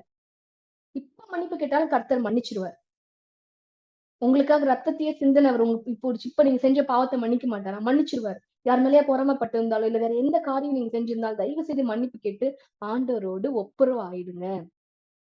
ஏன்னா அப்படி ஒப்புரவு ஆகல, துணிகரமா பாவம் செஞ்சுக்கிட்டே இருக்கோம். சத்தியத்தை அறிந்த பிறகும் பாவம் செஞ்சுக்கிட்டே இருக்கோம்னா நம்ம என்ன பண்றோம் தெரியுமா? தேவனுடைய குமாரனை காலின் கீழ் மிதித்து, இயேசுவை நம்ம காலால மிதிக்கிறோமா? தன்னை பரிசுத்தம் செய்த உடன்படிக்கையின் ரத்தத்தை அசுத்தம், பரிசுத்தமான இயேசுவின் ரத்தத்தை அசுத்தம்னு சொல்றோமா? அது மட்டும் இல்ல, தேவனை மிதிக்கிறோம், ரத்தத்தை அசுத்தம்னு நினைக்கிறோம், கிருபையின் ஆவியை நிந்திக்கிறோம், பரிசுத்த ஆவியானவரை நிந்திக்கிறோம். இப்படிப்பட்டவனுக்கு கொடிதான ஆக்கினிக்கு பாத்திரவான் இருப்பான் என்பதை யோசித்து பாருங்கள். நன்றாக நோட் பண்ணிக்கோங்க. எபிரேயர் 10:29. இதை பார்த்து பார்த்து கர்த்தருக்கு பயப்படும் பயத்துல நம்ம ஒவ்வொரு நாளும் நம்ம ஜாக்கிரதையா இருக்கணும். இந்த காரியத்தை ஒரு நாளும் துணிகரமாய் பாவம் செய்கிறவன் இப்படிப்பட்ட காரியத்திற்கு ஒப்பிடப்படுகிறான். அவன் வந்து பாத்தீங்க அப்படின்னா ரட்சிப்பை பெற்றுக்கொண்டு இருந்தாலும் சரி, அவனுக்குள்ள வார்த்தை இருந்தாலும் சரி, அவன் வந்து பாத்தீங்கன்னா ஆண்டுடைய வார்த்தையை கரெக்டா அவனோட பரிசுத்தாவியனுக்கு இடம் கொடுக்கல, ஒரு சத்தத்துக்கு இடம் கொடுக்கல அப்படின்னா இதுதான் அவனுக்கு நிச்சயம். அவன் இதெல்லாம் செய்யறான்னு அர்த்தம்.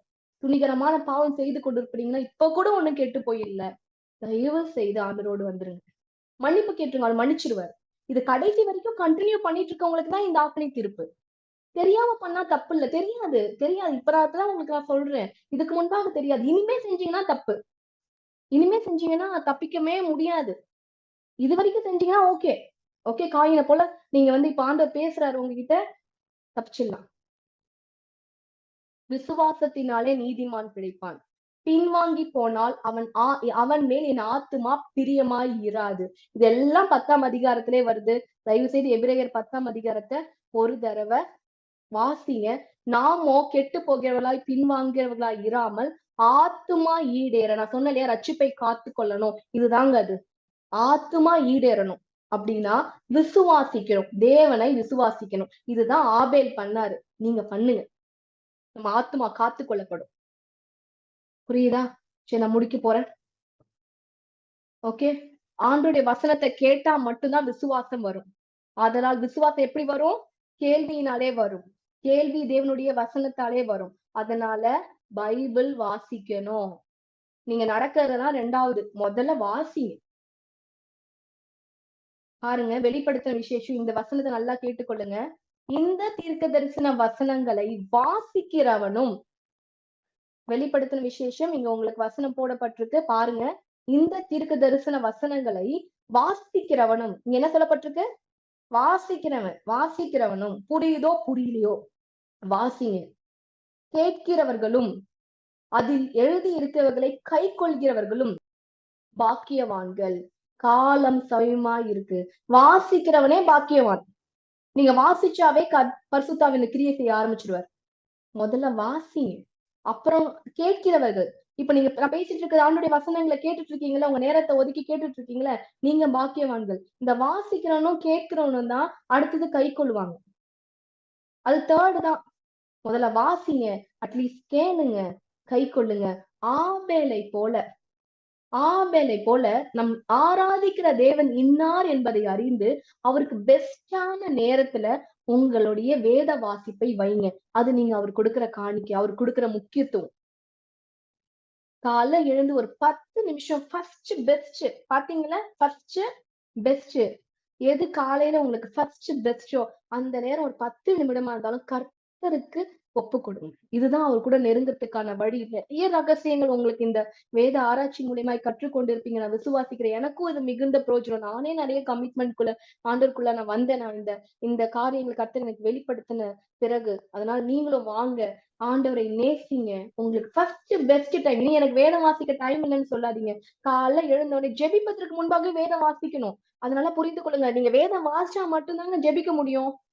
நான் ஜெபிச்சுட்டு அப்புறம் வேதம் வாசிக்கிறேன் முடியாது, சான்ஸே இல்ல. வேதம் வாசிக்காதவங்களால ஜெபிக்க முடியாது. தயவு செய்து காலைல எழுந்தோடனே வேதத்தை திறந்து ஒரு பகுதியை ரெகுலரா வாசிங்க. 10 நிமிஷம் வாசிங்க, 10 நிமிஷம் ஜெபிங்க. இல்ல 5 நிமிஷம் வாசிங்க, 5 நிமிஷம் ஜெபிங்க. உங்க நேரங்களை கர்த்தரே என்ன பண்ணுவாரு? அதிகரிக்க பண்ணுவார். ஃபர்ஸ்ட் பெஸ்ட கர்த்தருக்கு கொடுங்க.